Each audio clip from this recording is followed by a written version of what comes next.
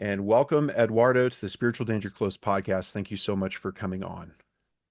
Yeah, absolutely. Thank you so much for having me. It's exciting to be on here and just to share whatever it is that kind of got you interested in wanting me to be on. So Yeah, it could be a simple Facebook post. It could be a blog, and we discussed this before. I don't remember what it was. I read so much stuff. I wrote your name down, but not what it was too. But I remember it was very profound, and yeah, that I was like, "Oh wait, hold up. I want to have them on and let's see." And there was a little back and forth, and then time zone and getting stuff aligned. And then my email server likes to decide I don't have admin access, so I have to fight yeah. with the people that control it. I'm like, there's only me, so like, let me in. Yeah. Hello. So it's very great. Also, I want to say to those listening who are Orthodox or Catholic, we are in Bright Week. We finally got through it. And it's actually very, very exciting. We're coming up into the Pentecostal season, and it's just been such a great, great time. Um, but how was your Lent? Uh Really good actually. It's interesting. I've been Orthodox for 6 years. I was chrismated Holy Saturday of 2019. So my liturgical anniversary for becoming Orthodox just passed. Um, and every year, Great Lent has been a pretty significantly different experience. Like from in terms of like my thought processes going in, my experience during and after, but definitely this Lent was just great. Like there was a very consistent joy throughout kind of the entire season. Just sort of, I was really looking forward to it, and it was funny. There was almost, I remember we were downstairs after the Paschal Vigil, in our parish hall, and we all, we have our baskets and we're eating cheese and beer and whatever, and just having a great time. And I just sort of felt to myself, I was like, like it's almost a shame that this period of preparation is gone, which is not to say that feasting is not more important, because it definitely is, right? We prepare to feast. um the Great Lent is the precursor to Holy Pascha, and that's kind of the true joy that we find there. But there's something about the rigor that's there that can be very life-giving and very enjoyable and simply, yeah, joyful. It can really kind of produce a kind of joy within yourself. But mine was very good, thankfully. How about yourself? I mean, you were telling me that you are either a catechumen or an inquirer. Uh, so a little background, and I will do a full episode on this, just me monologuing. But I have a LDS background. I converted to LDS Church when I was 14, kind of been in and out. I did the whole mission thing for 2 years, knocking on doors and preaching about the Book of Mormon. Yeah. And I got very into the apologetic side of stuff. And during COVID, I wasn't able to go to church, so I was trying to reach out and find things to do. And so I started creating blogs. And because I'm very scholastic, I have very long form blogs. And somebody's like, I don't have time to read it, but I would have time to listen to it on my commute. And I was like, oh, I actually just did a class that taught me how to create a podcast. So I created a podcast. And then somebody was like, I really like your blogs, but why don't you have guests come on? And I was like, oh, let's do that. So I started doing that. And then people are very finicky about coming on podcasts. And I discovered, because I'm also into Christian music and Christian death metal and deathcore and that genre, um, Mm-hmm. Christian artists are very excited to talk about their music. Who would have thought? And so I've been tapping into that market because I get enjoyment from it. I have a lot of fun. I have a lot of friends. Well, a particular friend of mine from his band, he got very into Orthodoxy, and it was I was just like, okay, he's not the only person. And so I had been falling out of touch with the LDS faith for a long time. I've not Hmm. been able to defend it. And somebody recently described it, and it to me that describes it. It's a belief system, not a faith. If it, the Mm, way the way it works, like you have to believe that it is true, so it makes it true. And I just for a long time was missing aspects, and I have found orthodoxy, and everything I was searching mm, for. Um, it just makes sense. And I was like, okay. So I show up to a service in Japan. They have a Greek Orthodox ran parish there right now. And I walked in actually during Lent, and I was hit with incense, and the church was dark. And I was like, wow. And I mhm, have not gone back, and I'm currently working through the process. I think it's kind of weird because I was previously working with a different priest, and now I'm attending an mhm. Antiochian parish, and things are a little bit different. And uh, Yeah. like for instance, we celebrated Pashka, and we did the whole rush and Orthos and liturgy in the morning on Sunday because in Japan we have curfew, so we couldn't do it at midnight. So this Oh, year I got to do the whole thing, and so that was a great experience. that's And awesome. because of that background, I've just gotten really into it. And for my participation this year, I ordered one of the legacy icons, Mm, Paschal. I can't remember the term. It's this little purple book, and it was like the very beginning from Cheese Fair to Meat Fair, or Meat Fair to Cheese Fair, and then all the way in through Bright Week, and it goes till I don't remember what next week's called, but it goes until then. And mm, so that has just been very great. And so I'm currently with military schedule and stuff going on in life. And then the fact that we don't have a catechumen class, the priest is doing it one on one, which is amazing. You get one yeah. on one focus, but it's just like trying to line schedules up and making it work. It's been difficult, but I'm not in a rush. I understand in the tradition it took many years for people to become Orthodox, and so um, Lord willing.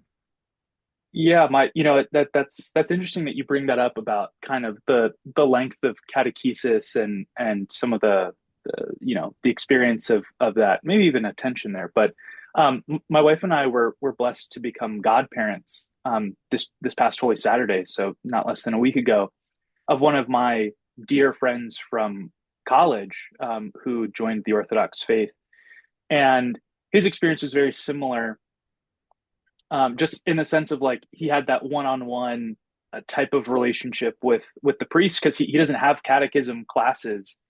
He has, we have something like 10 catechumens at our parish.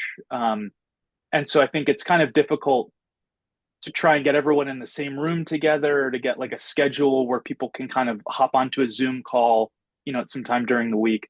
And so he just kind of does things like based on where people are at. But um, it took him about a year and a half, right? He was coming from the Episcopal church, so kind of had some of his own things, but wasn't anything terribly dissimilar.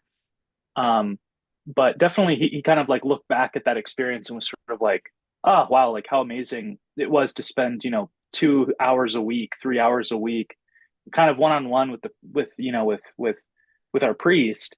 Um, working through the Orthodox, Father Thomas Hopko's Orthodox Faith. It's like a 4 volume set. It's very popular. But just kind of working through that and really like that tailoring of the faith to my friend. Um, and it was a journey though. I mean, it was quite the journey, but he found his way home. So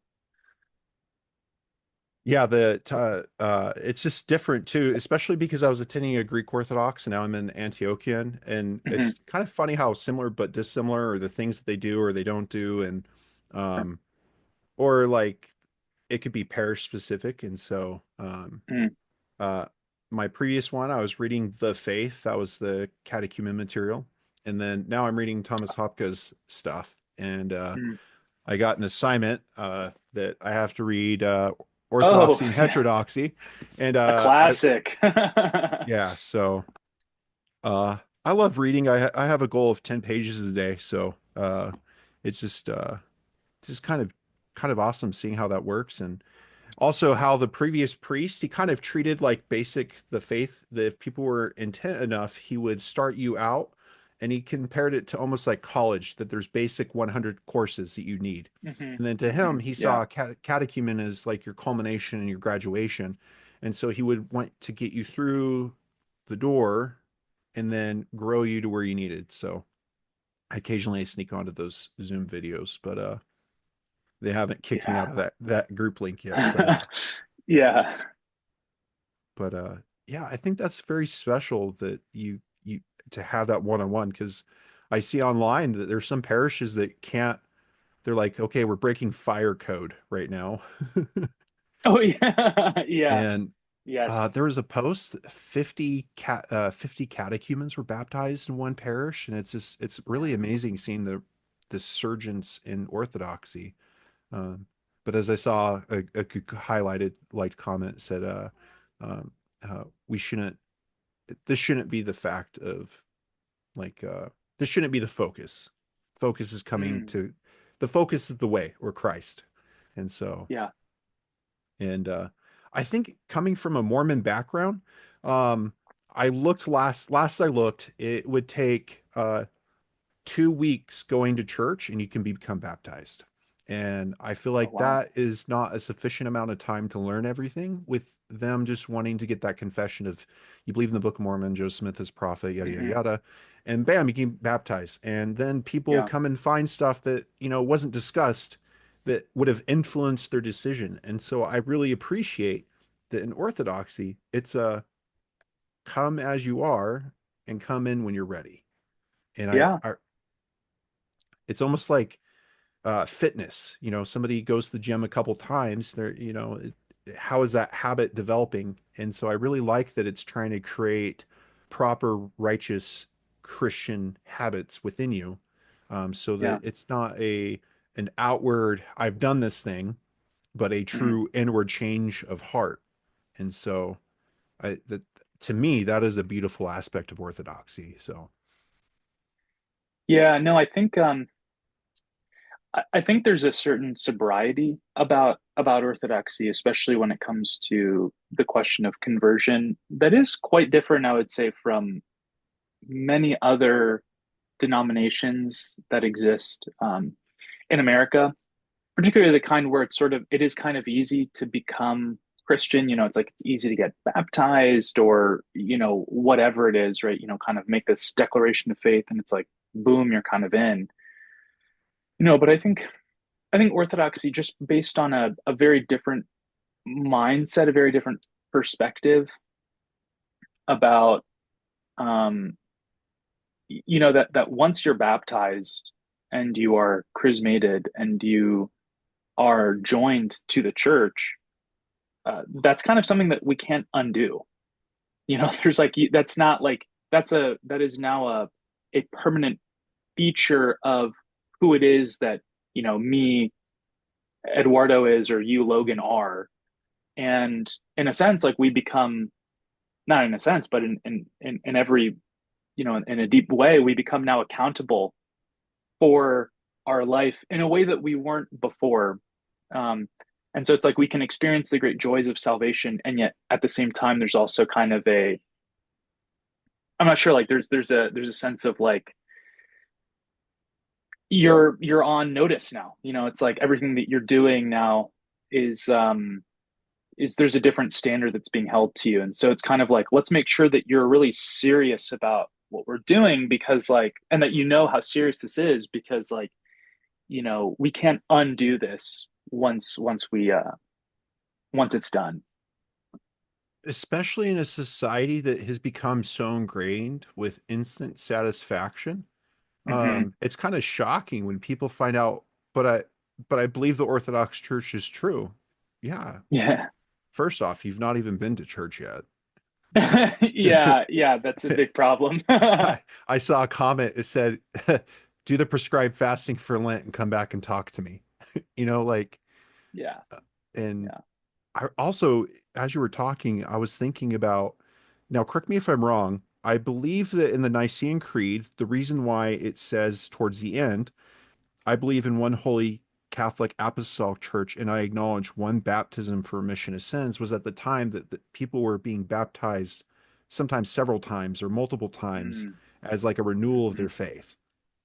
And so, also, if we're to proclaim and make that statement, believing in one baptism, I think that the rigor of almost like spiritual boot camp needs to be there to truly ingrain it. Because it would be like U.S. Marines.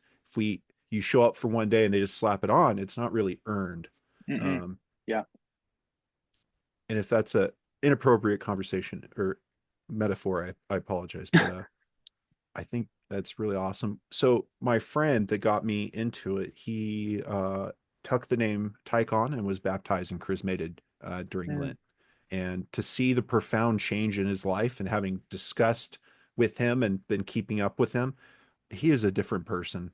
And I think that can mm. only be achieved with like that mentorship through a spiritual father, through your confessor, and really coming to think in the Orthodox way, which is a book I want to get, but every time I go to try to buy it from somewhere, it's out. Yeah. I'm like, okay, it's on my Mhm. list. I'll read it. But I just think that's in a world of instant gratification, just that slowing and really, and there's also like an Eastern philosophy to it, which I think they Yes. stole. It's a truth of knowledge that was just they kept. Um, so it's very, Mm. very interesting. So how did you come? You said 6 years, 7 years that you've been in the Orthodox faith. 6 years. Yep. 6 years.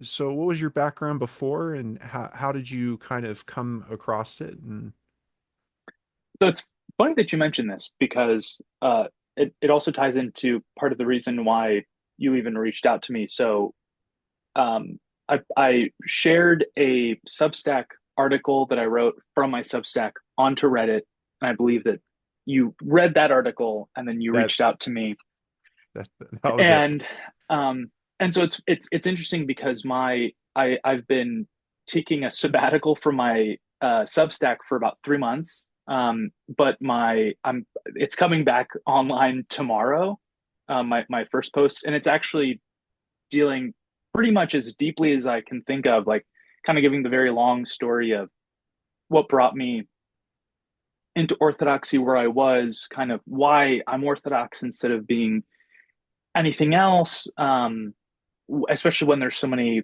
things that are on offer that the world offers, but also that there are many venerable religious traditions that are in the world, and it's sort of like, well, you know, they have some good things to say too, but why Orthodoxy in particular? But Um, I think to your question though, my my my background was I was born and raised in a United Methodist uh, church. So my dad is a Methodist pastor, and so that's kind of what we grew up in, was just very pretty much exclusively United Methodist. And when I went to college, I joined an evangelical adjacent, or not adjacent, it was like an evangelical charismatic adjacent uh, campus ministry called Chi Alpha, which is associated with the Assemblies of God denomination, if you're familiar. So they're kind of like Pentecostal light. Um, and so I was involved in that for 2.5, three, actual, all 4 years. But at the conclusion of my sophomore year, I spent a summer abroad in Oxford, and I had kind of a radical experience with beauty when I was there, in one of the churches in Oxford. And it's funny because that didn't necessarily lead me directly to Orthodoxy, but what it did do is it began pulling some strings about assumptions that I had about my faith. And so things like, this experience of beauty in this medieval church, yes, it is Protestant because it's an Anglican church, but why did it feel like, why is it that so much of modern Christianity is so devoid of beauty, especially in this kind of very incarnational material way? And that kind of that started leading me to asking some questions. And in college, I was a religion minor. And so as part of my curriculum, I was actually just reading like the church fathers, right? So like my exposure to Eastern Christianity was like not through like the Orthodox way or Orthodoxy and heterodoxy. It was like reading Athanasius's on the Incarnation, John of Damascus's like treatises on the divine images. And these really kind of presented to me a worldview and a very different way of doing Christianity that wasn't just different from what I grew up with, but it was very different from the kind of basis of assumptions baked into my Western Christian upbringing. Um, and so, I started looking for something ancient. And at this time, I didn't even know that Orthodoxy existed. I knew there are these Eastern fathers, but I didn't even know that there was such a thing as the Orthodox Church. And so, it's kind of a Westerner who is looking for ancient Christianity. The only thing you really have on offer, the only thing that you really know off of the top of your head is the Catholic Church.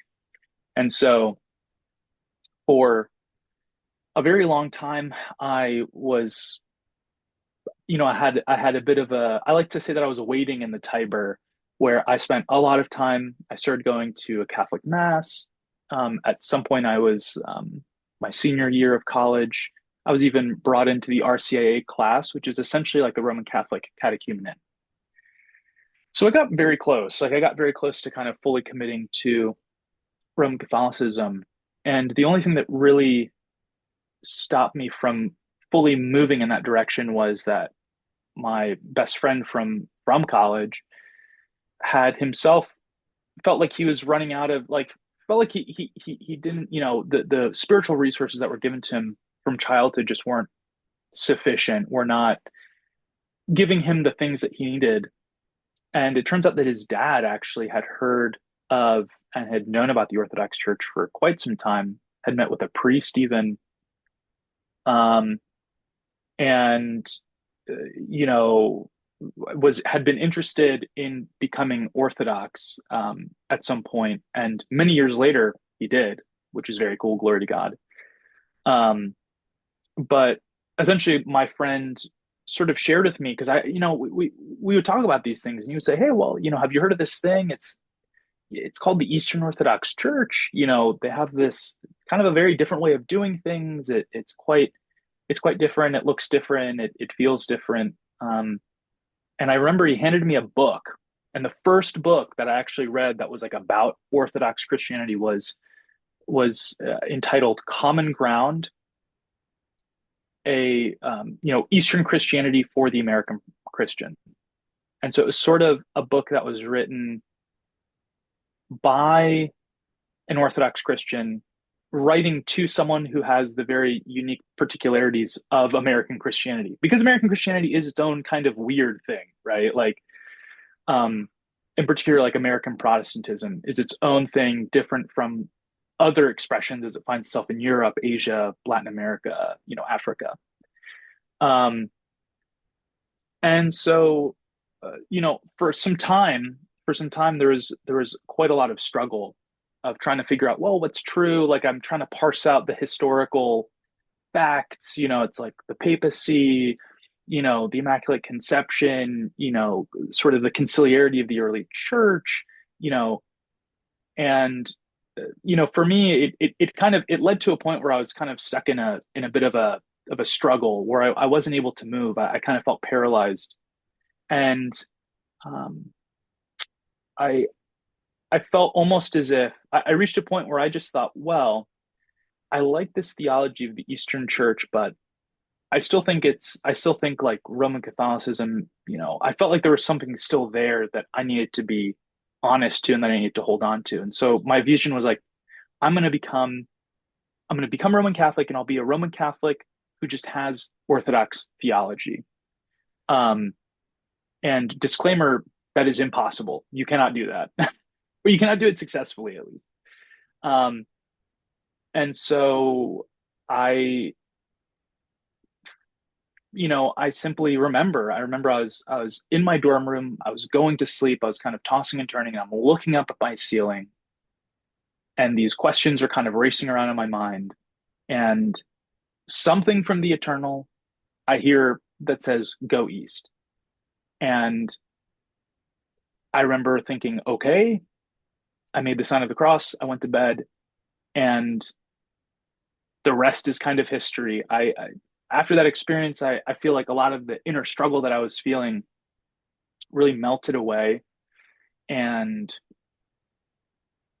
I felt there was a confidence. There was a confidence, which I suppose you can only say is like a confidence of the spirit that I was kind of moving in the right direction. It didn't even feel like I was making a choice, so to speak. It felt more like it was just a an obedience to what I felt and what I believed to be the will of God in my own life. Um, and so that kind of took me to where I am today.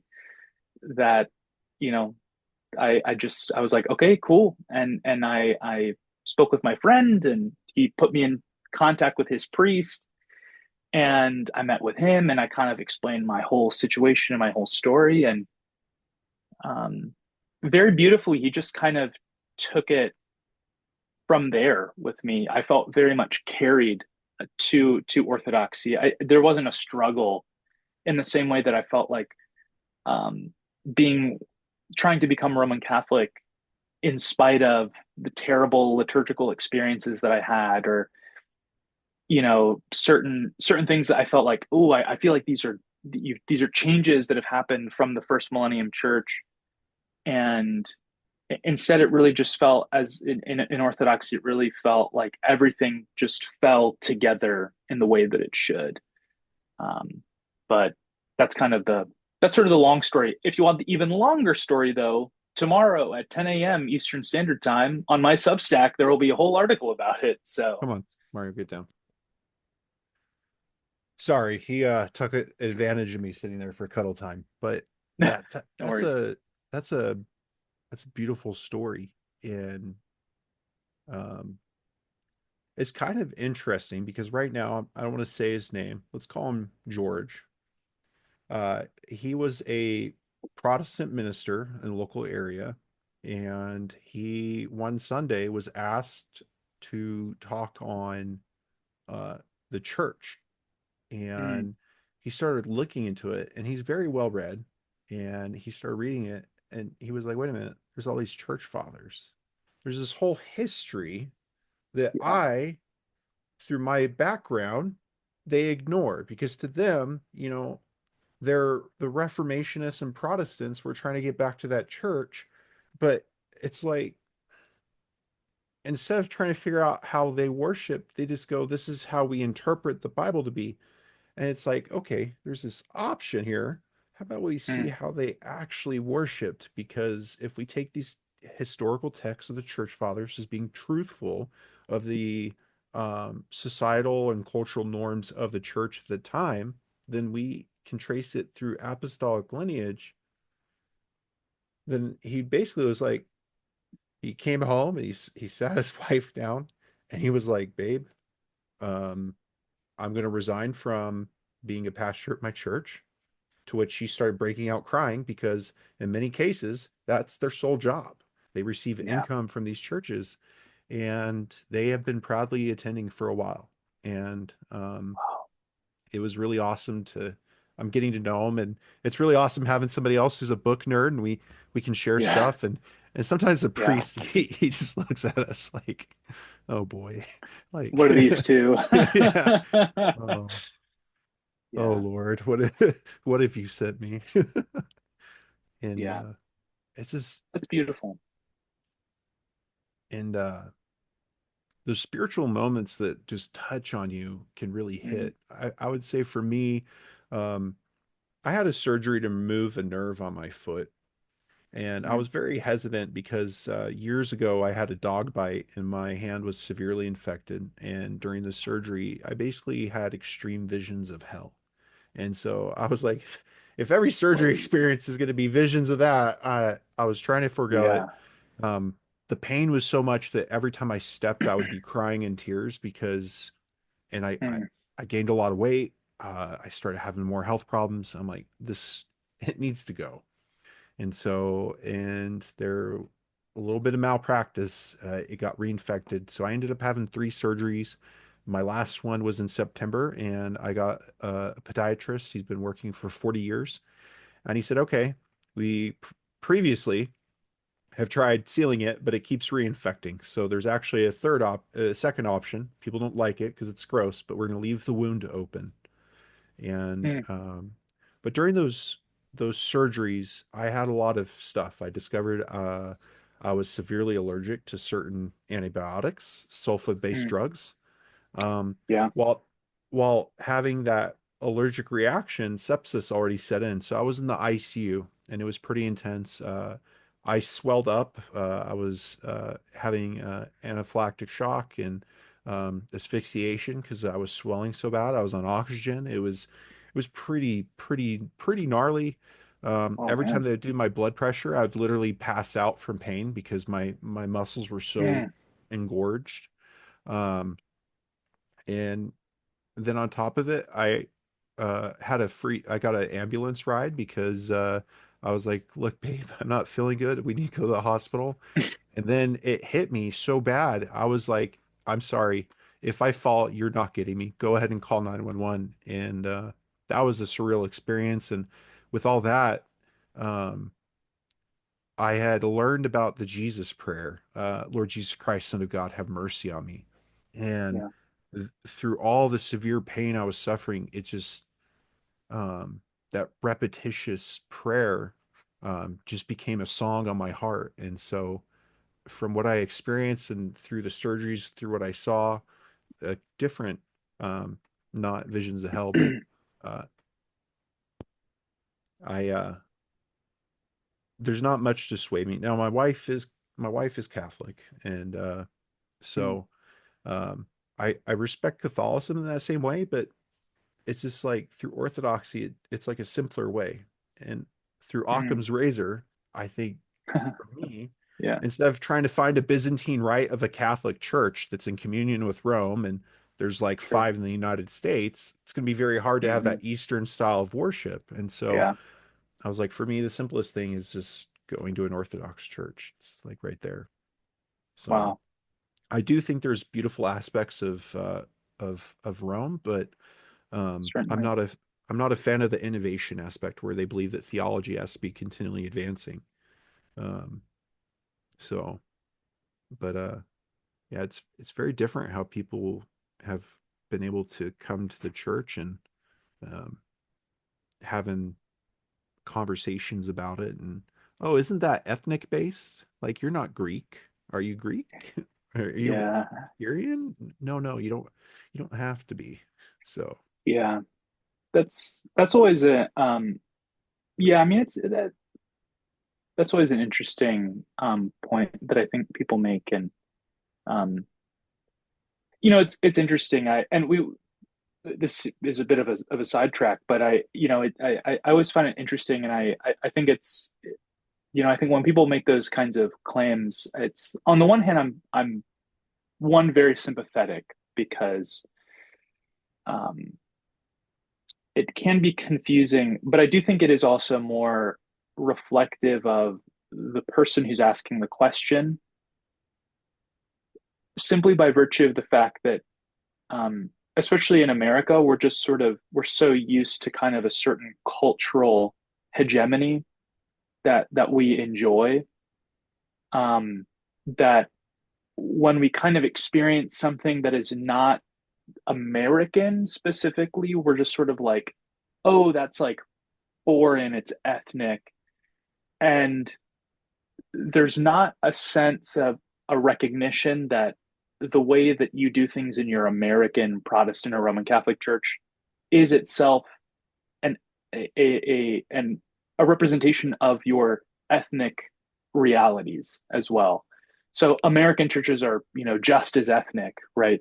As much as the Russian Orthodox or the Greek Orthodox church that's down the street. There's kind of no there's you don't escape that, right? Like there's no kind of non-ethnic reality um that that you can enjoy when you go to church. It's just sort of like it's really a question of sort of it yeah, the questions we need to start asking are more kind of like prior to that and have to be, well, like, where is the beautiful? Where do we see the good? Where do we see the teachings of Christ truly present?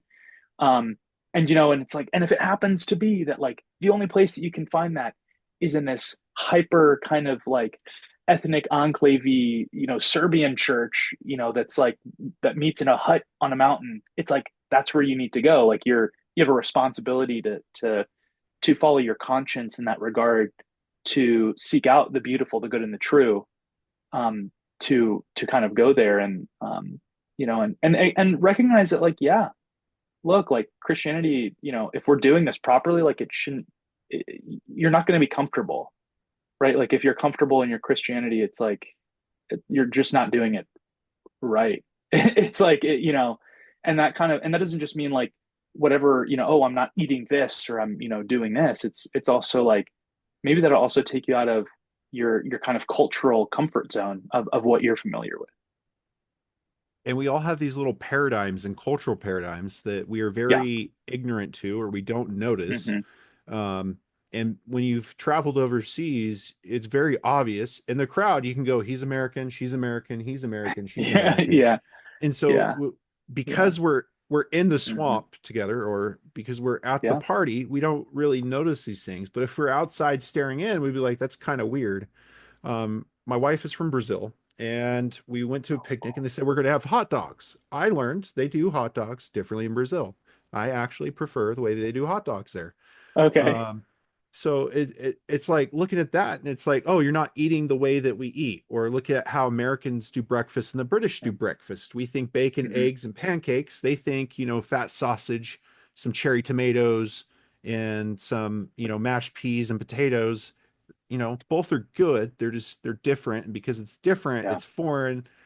Um, Yeah. Now, in some aspects, I do think that it's true, and people can see that there are some churches that tend to really drive home that ethnic thing, like they refuse to have English For sure. liturgical services, which makes it Hmm. difficult because now you're asking somebody who wants to come into the faith, oh, you got to learn Russian or Greek or Syrian.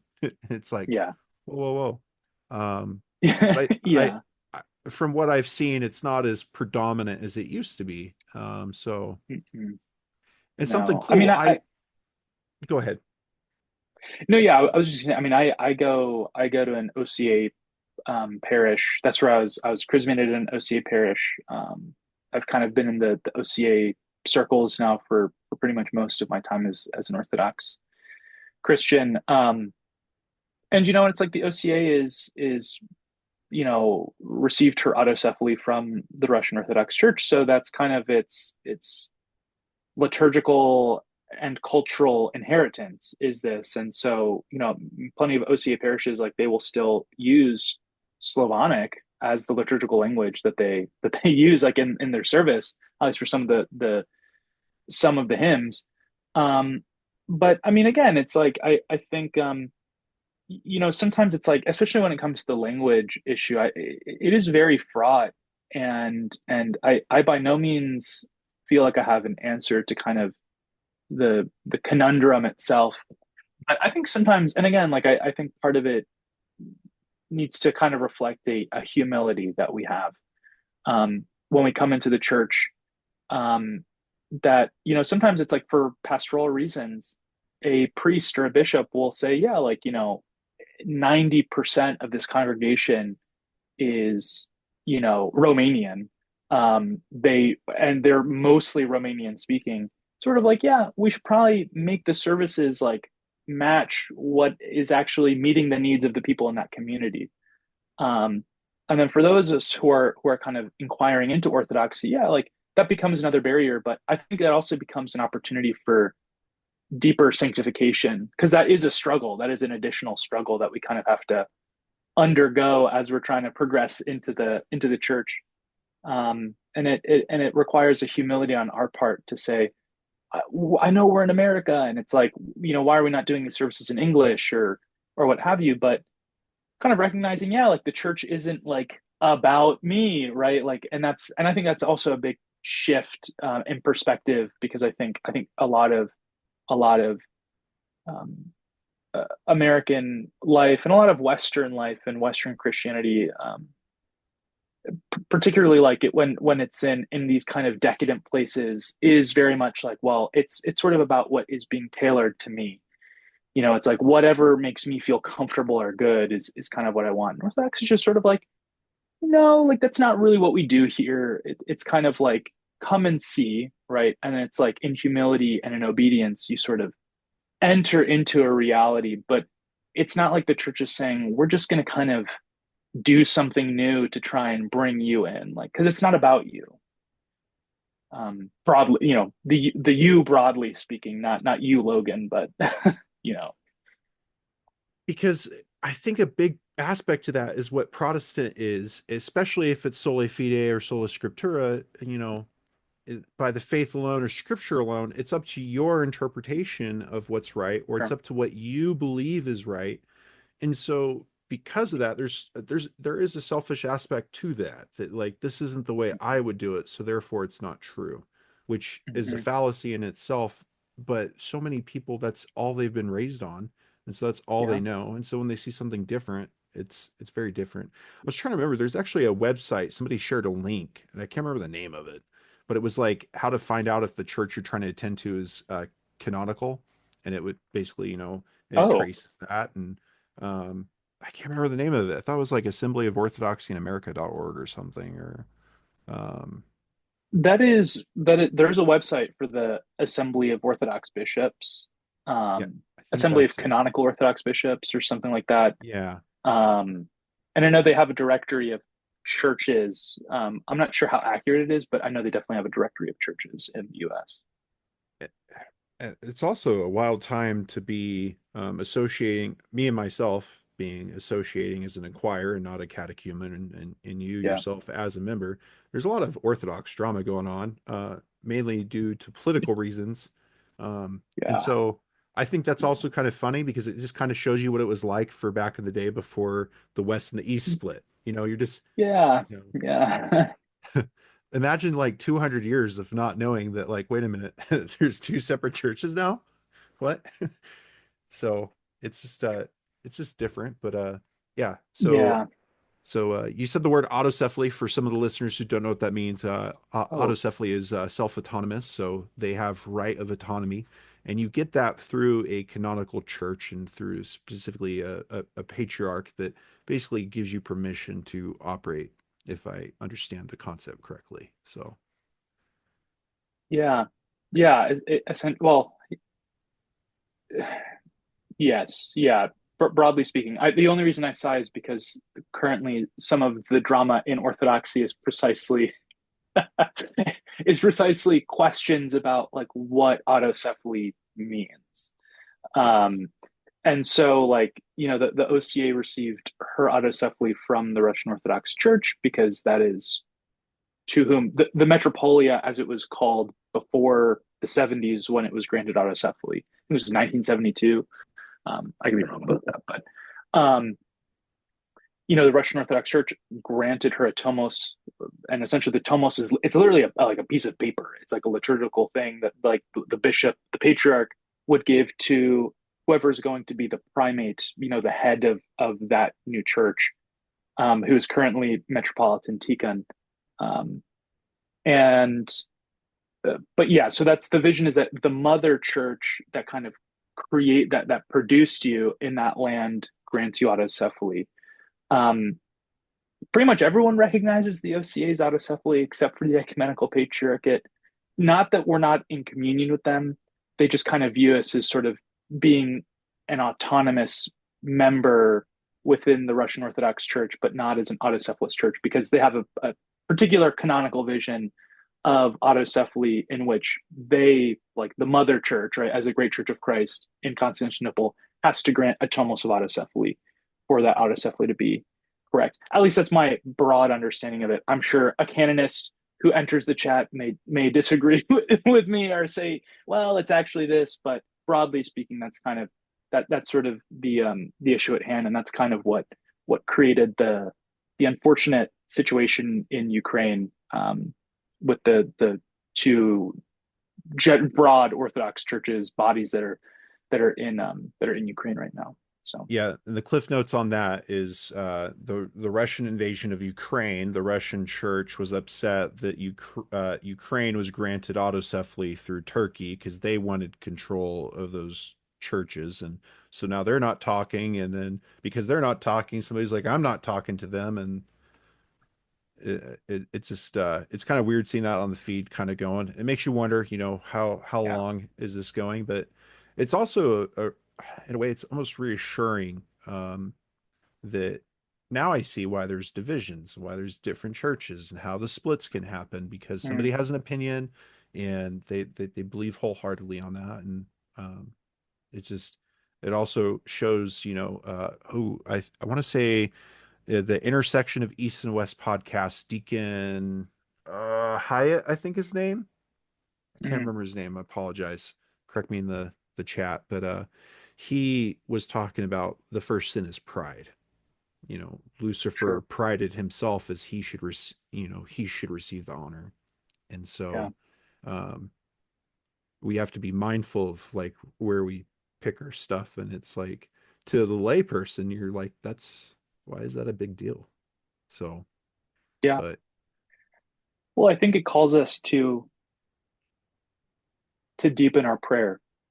And I think the experience of the Constantinople Moscow schism that we're kind of wearing on into is, it's I think something that was helpful for me to understand because this happened right before I became Orthodox. yeah, you can get And down. I think Oh, you something didn't. about I didn't do that. like the history of the church that I felt was very helpful to me was recognizing that like these kinds of events are not uncommon when we look at 2000 years of church history. They're actually rather common, right? Where bishops have disagreements that are not even necessarily theological disagreements per se, but are kind of jurisdictional disagreements. And it was helpful for me to recognize that and to be like, well, this isn't kind of a unique situation. These types of things have happened before. Some of them happened quite recently. And you know, for us as a layperson, right? Like the jurisdictional issues aside, right? Like we can't resolve those as lay people. That is exclusively a responsibility of the bishops. That's their job. But what we can do and what we're supposed to do is pray, right? It's like you pray for your bishop, you pray for the priests and the deacons, and the litanies of the church. Like make this very clear that this is kind of what we're doing for the unity of the entire church itself. To these are things that we need to be doing, but for us also just to not it can be very easy to kind of get like lost in the sauce on schisms or this particular kind of church scuttlebutt that's going on. But yeah, like we're not called to kind of mingle and mess with that. We're called to do one thing, and that's to grow closer to Christ. And through prayer, that's how we can kind of we're moving in that direction. I was listening to the intersection of East and West. He actually had a lecture series where in their Sunday school class they go through different books of stuff, and one of the books they were going through is the Thinking Orthodoxy or Mm. Orthodox. I always it's not dyslexia, It's a book. it's a book, and it's basically Oh it's like yes, I've read that. chapters Yeah. on how to become Orthodox and what you should think about. And there's several chapters dedicated to um, at-home theologians like me that you should be very cautious on what you say because it can be interpreted as a theological stance of the church, and then you can get corrected. And so, for instance, I commented very naively on a post, and I mixed up a priest's name for somebody else's name, and I realized it was a complete disservice. Somebody corrected me on that. And so I like apologetics, but it's kind of, you got to have milk before the meat. And so we need to be cautious Yeah. on things that are going. And at the end of the day, a lot of the stuff comes down to it's almost like you put that picture there, I think it would look better over there. And it doesn't really matter. And Yeah. so getting lost in the sauce, I think that element of pride gets in, and it's like So easy. humanity is very tribal and we have to pick a team. Mm. Like, what's your football Yeah. team? What's your baseball team? What car do you like? Where, oh, you're from Colorado, so you're a native Coloradoan. But, it's just like there's these things we try to like, we have to side on a team. Yeah. So, Yeah. And that's, I mean, yeah, it's true. I mean, it's I think to your first point, it's essential for anyone who's doing anything that's even tangentially related to faith, especially online, to be very cautious about like how they're kind of framing things. I mean, my own Substack, that I've been writing stuff on for over a year now, like it is very much intimately related to Orthodoxy. I mean, I'm not really writing about Orthodox theology per se. It's mostly Orthodoxy in conversation with different religions and philosophies. And so like a lot of the work that I'm doing is kind of exploring the perennialist strands that kind of connect us, connect Orthodoxy, connect Christianity to Buddhism, Islam, Jainism, not in the sense that like we're all the same religion or anything like that, but it's kind of like where's the wisdom that we can kind of pull from some of these things and that can enrich our own experience of faith and draw us closer to Christ. And I think very early on, I mean, literally, like, I think the first thing I said was just like, look, like, I am by no means an expert. I'm someone who loves reading. I'm someone that like loves to learn and loves study, which is why I'm doing this. But um, at the end of the day, like, it's like, this is a totally like, I have no answers for you about your spiritual life. Like, that is a talk to your priest. Like, this is not like, this is really a space for kind of like philosophical and theological rumination and reflection of me kind of putting my own thoughts, my own words into writing so as to kind of say like, well, what the heck do I actually believe? Like what do I really think about this? Like you know, what is it that I think is attractive about this other thing? And is it, are my intentions about that even rooted in the right place? Um, and so there's always that need for doing this to be kind of humble with that. I mean, yeah, I think I think it can be very easy to just sort of get caught up in your own little cathedral of theology that you've kind of constructed for yourself and just be like, well, like, it's like Father, Jim over here, he says something, he's totally wrong. And it's like, let me tell you why from canon A, B, and C. And it's like, you know, let's like let's take a breather, let's stop, let's take a breather, let's pray, right? Like let's think about things in perspective and you know yeah, I don't know, like I think having I mean, yeah, I don't know, engaging in anything that's like even remotely related to this, like there has to be so much humility. I'm not even saying that I'm necessarily humble. It's just that like it's so so essential that that's like kind of that has to be like at the heart of what it is that you're trying to do because otherwise otherwise I think you just kind of can get caught up in your own stuff and you can get kind of caught up in whether you want to call it audience capture or whatever, it's like it's very easy to kind of um uh, almost become intoxicated on your own. It's very narcissistic. You can almost become intoxicated on your own ideas and on your own thoughts about things instead of just living in faithful obedience to the church and to an actual living community that you participate in the sacraments with. So, and something I really appreciated, and I was like, oh, I hope it works out. Normally when I message somebody with the spiel, hey, do you want to come on my podcast? yeah. They're like, normally the response is, hold on, let me talk to the wife.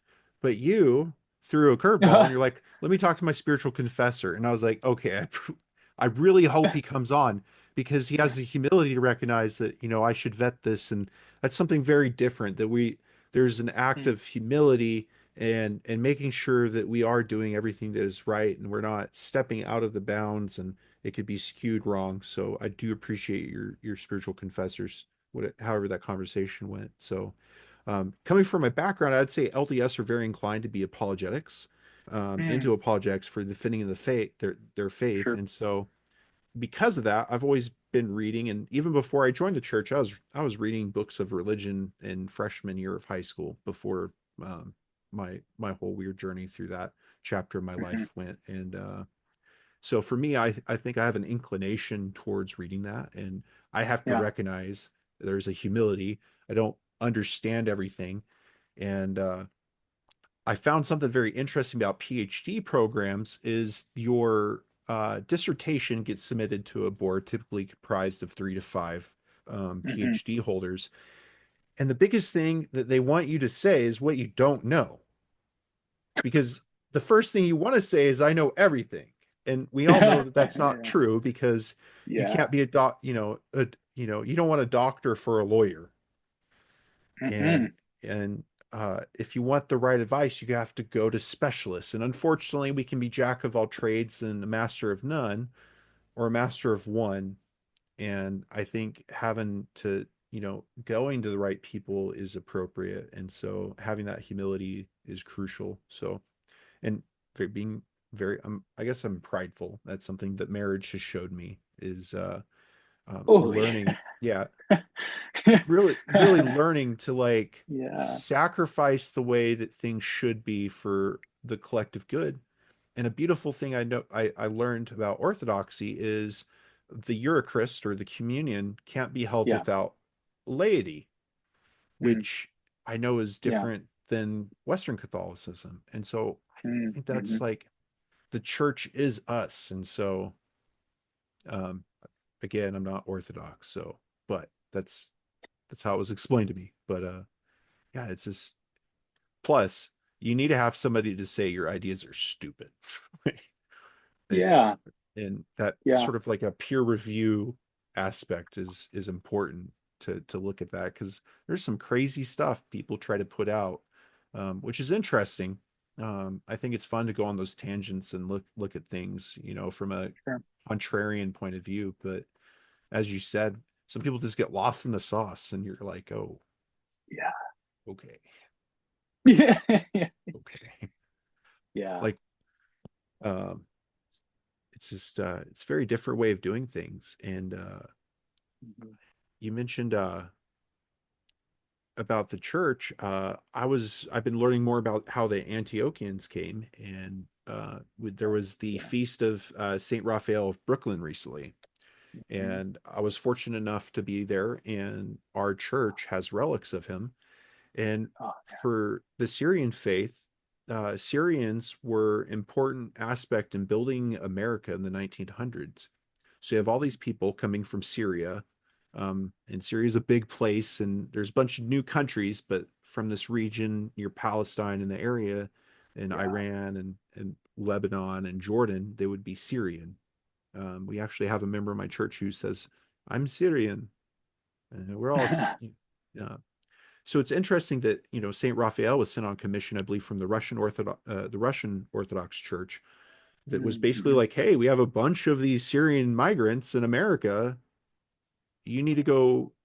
You need to go there." And so, and they were helping build the railway and helping these cities. And so, um, it's just there's so much aspect. And then on the other side, you have the Russians because Alaska was Russia at one point. You have that. Yep. And Yeah. uh, I am excited. I'm hoping it works out. They haven't. They responded that they would, but they haven't responded to the win. But there's a film. I'm hoping not to jinx it, but to be able to talk to the directors of the movie about Saint Olga of Alaska. Um, Oh, is that the movie called Sacred Alaska? Yes. And so they're Oh down in man. Colorado. Colorado's like a 6 hour drive from me. I'm like, I'm willing to take vacation time off to come and interview you in person. Let me know. And Yeah. it's just people get caught up. So if it Yeah. happens, it happens. And that's again, you got to be humble with that. But there's just so much Mm. there that I think Americans get so caught up, they don't look outside of what's going on. Like what's going on Yeah. over there. It's very hard, especially you throw kids and life and work and hard economic times. It's very difficult to Yeah. keep up with everything. And um, Well, it's actually it's funny that you mention Sacred Alaska because that kind of brings to mind a number of things, like even part of like what brought us here today. But like, I think, I mean, so I watched that movie. It was there was a premiere here in DC, and um, we were close, and the director was going to be there, and I was like, this looks amazing. And it's crazy because they've been working on this movie for years and years. And so I had seen a bunch of things like, several years ago, I saw something of like, there's a documentary coming, a film that's about Orthodoxy in Alaska. And I remember they were raising money for it. I didn't hear anything for a long time. And I just thought, man, like, I guess just nothing came from that. Like, I don't know, right? Um, and then once they started doing their rounds, all over it, I mean, all over the world, even, and we got to see it. I was so profoundly moved by that film. And it kind of reminded me in part like the reasons for why I became Orthodox. And I think one of the big ones is that there's just such a radical depiction of beauty, of the beauty of this faith, the beauty in the way of life, and the beauty of the sanctity that can be achieved if one is faithful to this walk. um, and kind of Matushka Olga, who I have an icon of up here, is sort of like paradigmatic of that vision of beauty, of that simplicity and the beauty of what the Orthodox faith can do to you if you allow it to kind of affect you. And I do feel like that film speaks just directly, I feel like really directly to the heart of America, because I do think like one of the biggest things, like for me, like beauty was an essential aspect to my journey to Orthodoxy, and it remains for me one of my abiding sort of like reasons for staying, and not merely just kind of like of course there is absolutely and essentially the beauty kind of like the church architecture, the iconography, the vestments, the singing, the the everything, right? Like, all of that is involved in that. But then there is the beauty in the theology, the beauty in the not just the melody of the hymns, but the very words of the hymns themselves.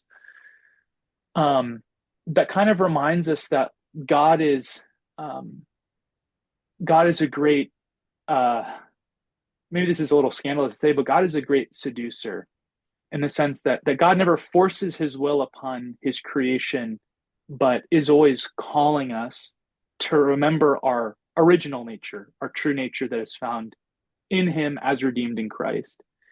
And um, I think for so many people in America, especially for young men, because there was this article that was released on the New York Post or the New York, something, right? Some outlet that was like, why are young men leaving traditional churches for the Orthodox faith?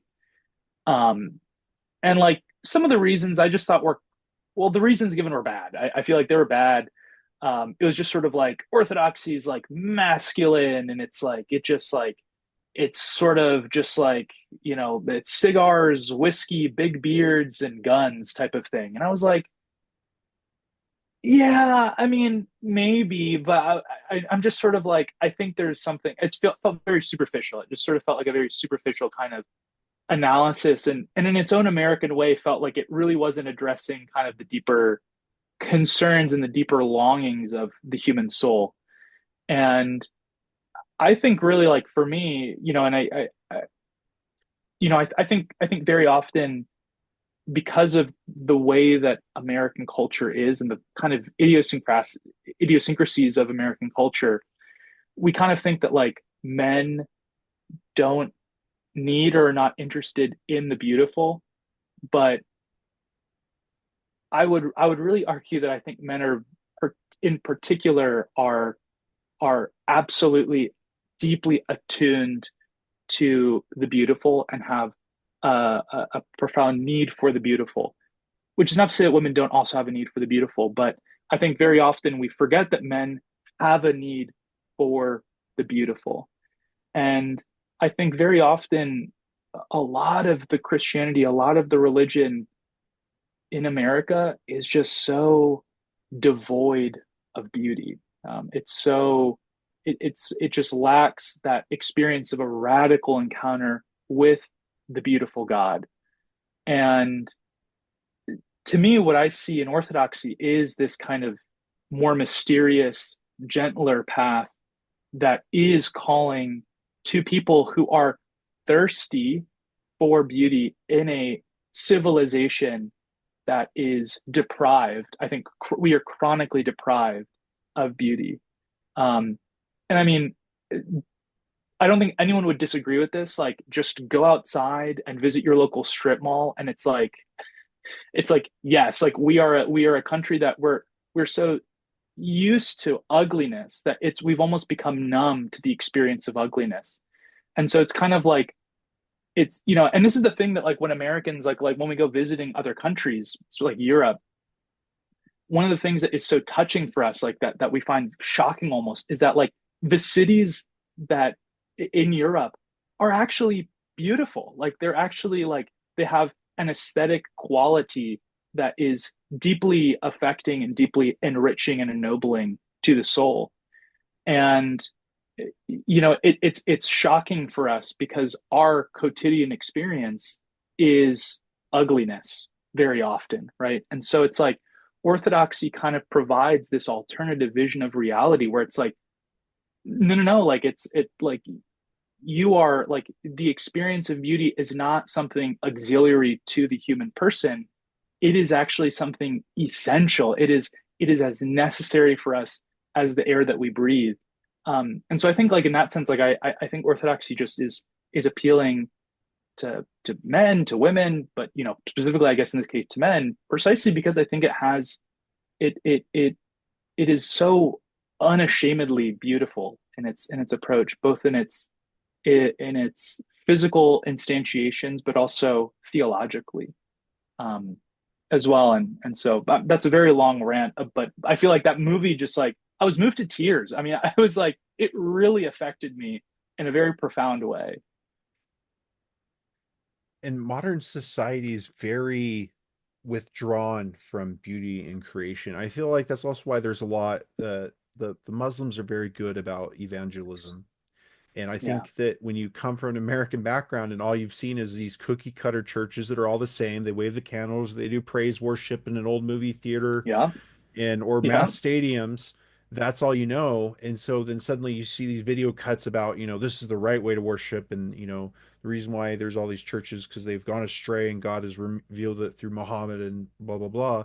And they discover Eastern beauty, and Mm-hmm. Mm-hmm. they don't look to see if there's other Eastern beauty. And so they're very myopic. And I know I read that article. I knew I was going to read that article and not like it and understand that Yeah, when people write these articles, you already know what they're getting at. yeah, And yeah, it was almost like they wanted it was an attack on masculinity. And there's yeah, been yes. an attack on masculinity. And it's just like, okay, a comedian was um joking about, how black people want their own communities now. And he made a comment about, we tried that, but you didn't like it. And so looking at it's very absurd comedy and joke about it, but it also kind of reveals that, when we try to do stuff, you get made fun of for doing that. And no, I'm not condoning segregation or racism, but it's like you attack things so much that it's Yeah. like the it's almost like the modern definition of masculinity is effeminacy.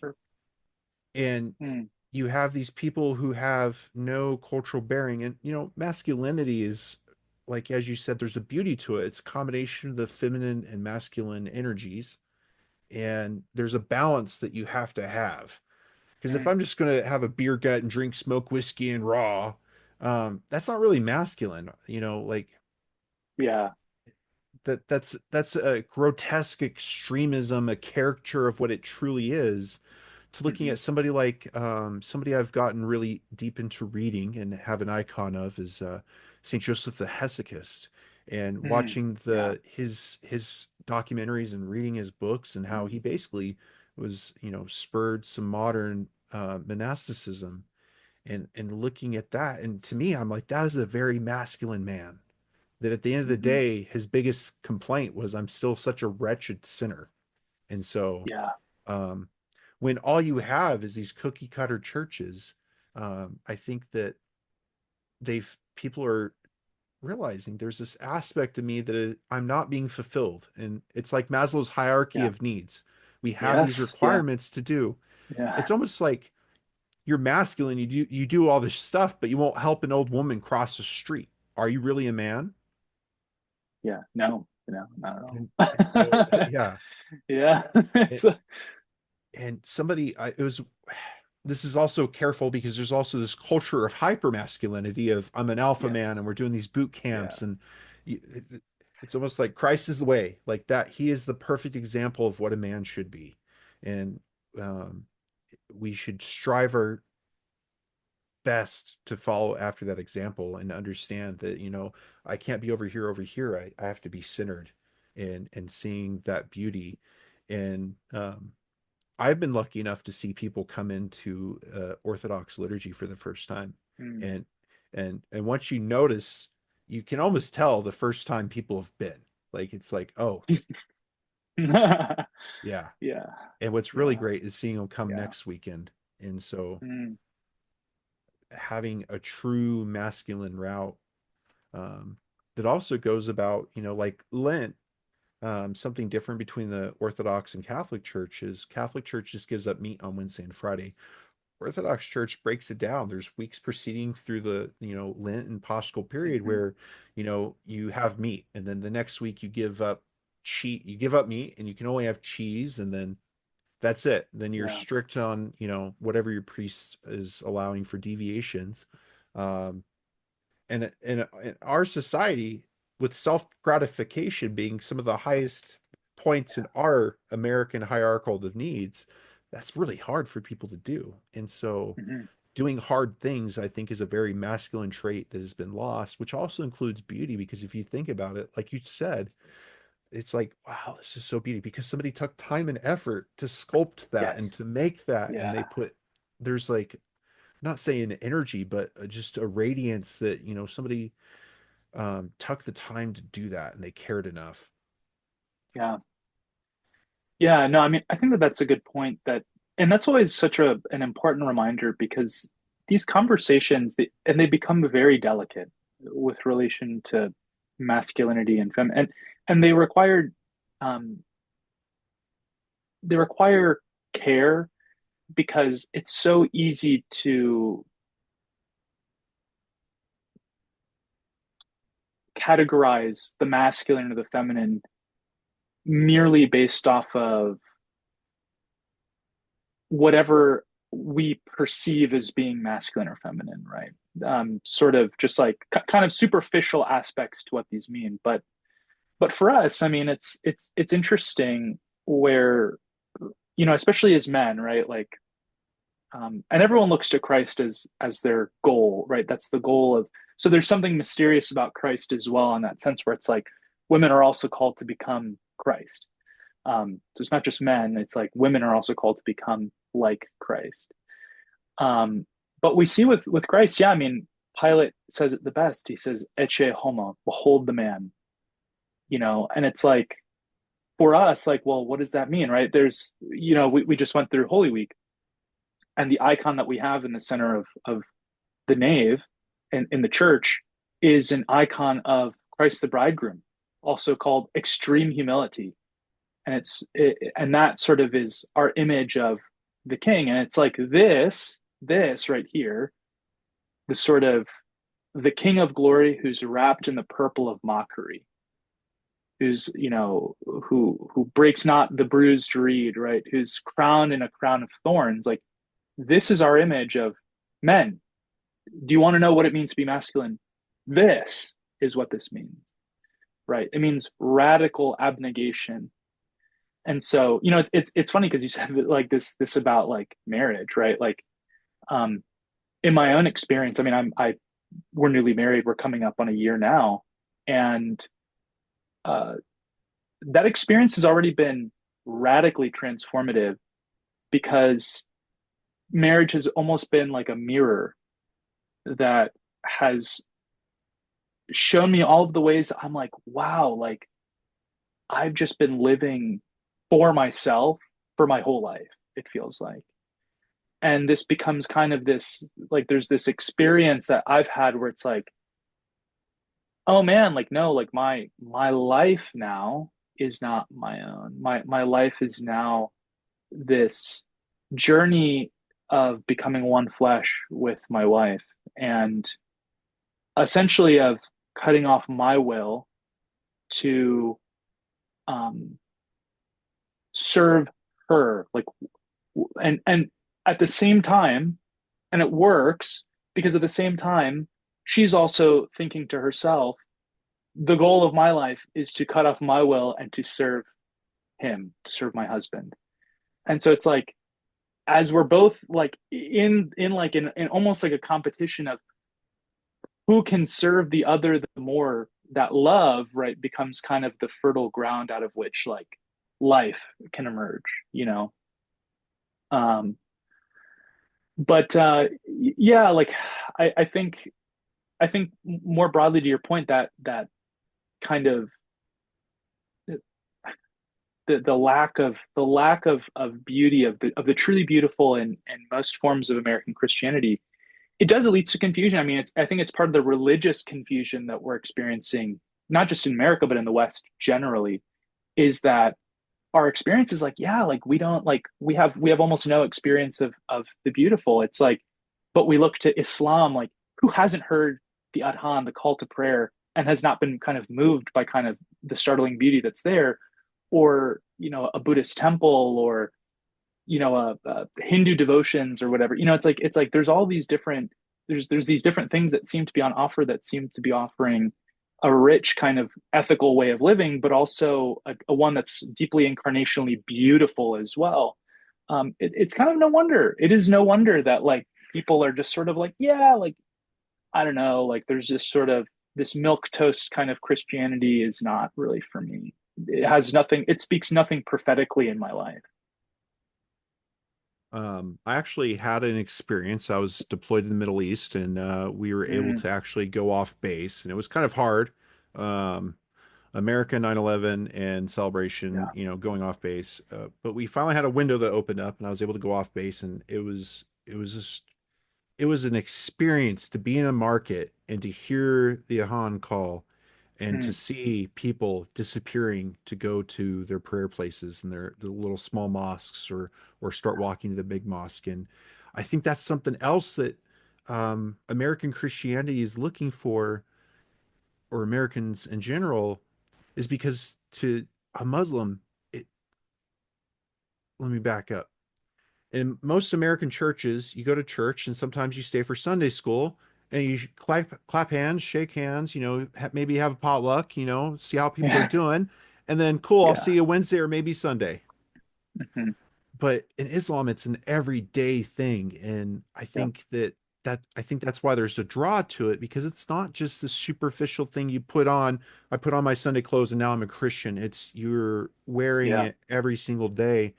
And I have some sins. We all have sins, Yeah. that we struggle with. But this Lent, I'll tell you what, if you're struggling with a particular sin, here's a simple way. Get an Orthodox study Bible, flip to the back. There's morning and evening prayers, and Mm. say Yep. that every single day. Do you know how Yeah. hard it is to go Yeah. to prayer knowing that you did something that you know you shouldn't have? It, Yeah. I think that's what people are missing, is this rigor in a way, which is funny, is because while Orthodox is very rigorous, it's very not rigorous, because if you look at how monasticism is done, oh, some monastics do it this way and some monastics do it this way. But Yeah. it's that daily devotion of how to do it. And it's like when you find out that a monk spends 12 hours, 14 hours a day praying, and then Yeah. when they're not praying, they're either eating or doing chores. And so Hmm. it's just kind of shocking to somebody who doesn't live in that aspect and puts on Christianity once a week. And Yeah. I mean, it's, and yeah, that's I'm what sorry, that continue. that's what that article missed. They missed the whole point. Yes. Yeah, yeah. It's Woo! like, yeah, where it's like it's a search for something that is not. Again, it's like so often like religion has it just becomes, and this is a problem generally like of just living in the world, right? Like religion and prayer becomes an auxiliary construction, like, and by that it's like it's just sort of like, oh, it's this thing that I just sort of add on, like here's this thing called my life, and then there's this like prayer is like a little an ornament that I kind of have hanging off of this thing called my life. But it's like orthodoxy is like, no, no, no, no, no. Like that's, if that's like how you're living, like you're living eccentrically. Like to become whole, prayer is your life. Christ, you know, the Apostle Paul writes like, it speaks about this idea of like my life in Christ. And St. John of Kronstadt has a beautiful book called My Life in Christ. And it's like, it's about this idea where it's like my life is Christ, right? It's like my life, this is my reality. And so it's like prayer is my life, God is my life, Christ is my life. The Theotokos, these are my life, right? And then, you know, from that, right? Like when you have that hierarchy properly ordered, everything descends appropriately, right? So it's like you have, so it's like you're not leaving behind. It's like, because part of living in life as a married person, it's like, well, guess what? Like you still have to wash the dishes. You have to still go to the grocery store. You still have to cook. You still have to, go to work, right? And it's like, but all those things are appropriately ordered and arranged, and so nothing gets left out. But your life is so much richer because like you actually have, everything is just ordered in the way that it should be. And um and part of that helps, like because of orthodoxy, is the fact that like our faith is just something that we do all of the time. It's not, it's a way of life. And so it's like you go to a tradition, you go to Greece, Russia, Romania, Serbia, Lebanon, it's like you see, it's like, well, this is what a Christian culture like looks like. Like this is what a traditional Christian culture looks like. It's like people go to liturgy. There are churches for you to go to. They are open during the week. Like it's not just sort of this isn't just sort of a thing that you kind of do, Sunday, maybe Wednesday. Like it's like, no, this is a reality of everyday life. We're off for the feast days. We take time to rest, to spend time resting and studying the Word of God and the commandments of our Lord. Like these are the things that we're kind of doing. Um, and unfortunately, there's just like that. There's not, Orthodoxy provides this whole program of life, and yet so often that's like we just don't have that with anything else. And that's a thing that's appealing to men, but it's also like, guess what, like women are converting to orthodoxy too. It's appealing to everyone, right? Because it's not a guy gal thing. It's a humanity thing. It's like as human beings we are made for worship of the Most High. And so it's like when we order our life in that way, like wow, what do you know, when you fulfill your telos, you find contentment. Like it's an invariable outcome of doing the things that you're supposed to do. And I saw a comment about somebody talking about how many male catechumens they had, about Yeah. like what are they to do for finding a bride within the church and to have a Christ-driven marriage. And Yeah. somebody commented, they said my priest should talk to your priest because right now we have 30 catechumen women. Oh. And so, and I think Yeah. that article, I think I don't want to say there was good intentions behind it. I feel like they talked about something, but they missed the mark on all Mm. the points. And so I feel like Yeah. that's why it's important that there are people that go and, whoa, whoa, whoa, whoa, whoa. No, um, and can kind of rectify that and to have that conversation. And St. John Kronstadt is pretty remarkable to read about as well. And just Absolutely. reading about the church fathers in general, there's so many examples of true Hmm. masculinity. Yeah. The intersection of East and West was talking about the Didache and Mm. some early martyrs. I can't remember his name, but basically they found out that the Romans wanted to martyr him because he wouldn't shut up, and Okay. he ba- he Classic. bas- he basically wrote a letter to the church. Don't you dare prevent me from martyrdom. In fact, so much so I am committed that when I am put into the arena with the lions, I will agitate them so that they eat me and kill me faster. Yeah. And it wasn't It's a yeah. blessing for martyrdom, but it was a culmination of like, what do we are we really living that life to that? And that's the point of my podcast is what does that look like? And it's you can't find that in American Western life. It's not really existent outside of military patrioticism. It's not and being a martyr doesn't mean dying for the church. I mean, it literally does, but it also means, choosing to do those hard things and having that full Yeah. life. Something I didn't experience my first Pashka. Um, was all the services throughout the week. I think that's because my priest, he was a military chaplain, so Yeah. often there were Mhm. services where he was wearing his military uniform underneath the robes because he didn't have Oh, time to change, and that gotcha. that was different Wow. because he rode a Honda Goldwing. How many priests do you know do that? So very, and compared to my current priest, it's very Sure. different. And so, and being able to go, I wanted to attend all the liturgies and pre-sanctified services and the feast for last week, but I wasn't able to. So much, it's amazing how much life comes up when you plan to do stuff like try to attend church every day for an hour.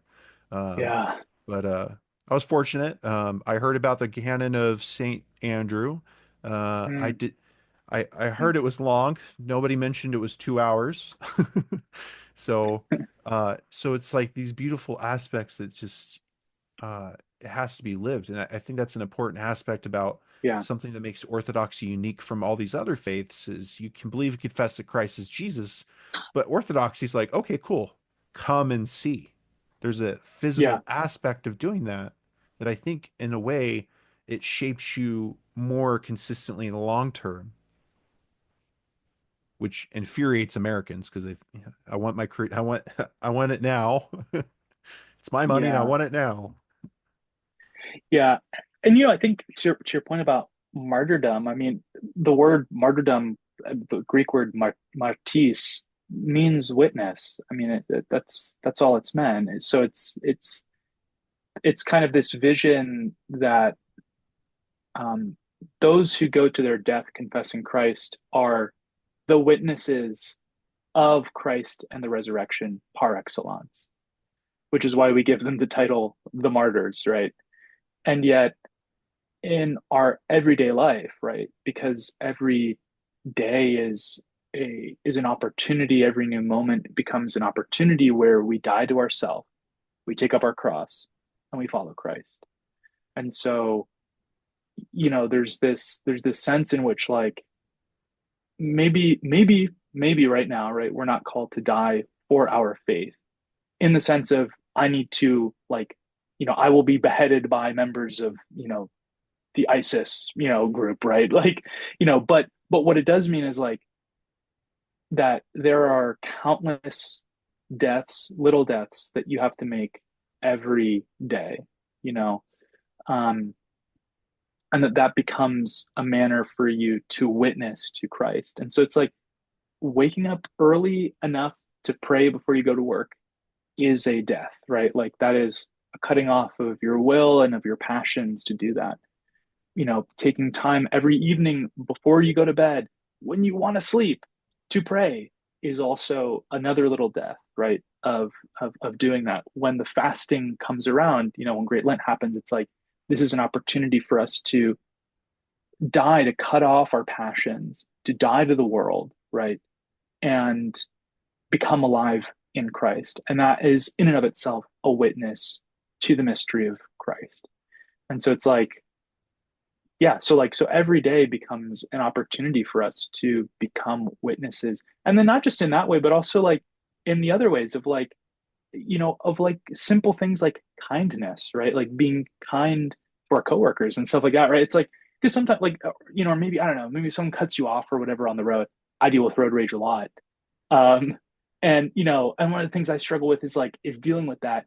And instead of, I don't know, like, cursing at these people or whatever that I don't know, right?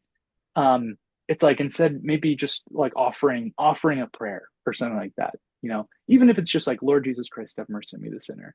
it's like then that becomes a sanctified moment where it's like I can, in that instance, right, I can witness to Christ because I'm cutting off my will. And it's easy to say that. Like it is, I will say, like, to anyone listening, it's like it's easy to say that, but it is so difficult. Like when you're in those moments, it's so difficult to like express that and manifest that. Um, and you very often don't. And that's part of the struggle, right? That's why we're all on this ascetic journey and why the church offers us so many opportunities for grace. It offers us the mysteries, in particular the Eucharist and the mystery of confession, for us to kind of make these new beginnings where it's like we're not struggling on our own. We're struggling. Our priest knows our struggles. He knows what we're going through. And so, every time you go to him, with in confession, it's like it just that becomes a moment of victory, right? Like it's not, it can be very awkward sometimes, and you can be ashamed, but it's like that's not your lowest point. The confession is actually like that's like the moment of victory. That's Christ trampling down death by death. And something I think that is way important for people who don't know the difference. So when people think of confession, they typically have a Catholic image of sitting in a booth, which they don't really do. They've kind of gone away from that. They have like Hmm. confession rooms they do. Yeah. But you're talking to the priest and you're like, Father, I have Hmm. sinned. They give you acts of contrition, five Hail Marys or Our Fathers, or you need to do extra service this week for your fellow Hmm. man, and that's it. Whereas in Orthodoxy, uh, the standard practice is when you do the confession, the priest listens to you, and then you both turn and face the iconostasis, and you're both looking to Yeah. Christ. And what's the shawl called? It's not shawl, but It's an epitrachelion, his stole. Yeah. the stole, and the stole, he drapes it over you, if I'm Yeah. Over your head. again, Yeah. inquire, I've not experienced it, so Yeah. I'm speaking from what I've read. You've clearly been observing though. I mean, you clearly, yeah, it's like, what you're talking about here. So It's my tism coming out, but yeah. um I think that's so important because it's not the priest acknowledging you. And something that the practice of a spiritual father, to be somebody that's not even the priest, but somebody you can go to and talk about, like, this is what I'm struggling with, and having that mentorship to go through those Yeah. experiences, I think is also lacking in American culture, because how many of these churches, small or big, do you have time, or how Yeah. easier question, how often have you gone and spoke with your pastor? It's going to be pretty rare, because often they have Yeah. people to keep you away, which is funny, because it's like, um, very unbiblical. They're so about doing it by the Bible. It's very unbiblical. It's Yeah. Yeah. It's different. I mean, yeah, there's a different expectation that's there. Um, and I can't imagine, I mean, there's such a tremendous spiritual cost for our priests, right? Which is why you should be praying for your priest, right?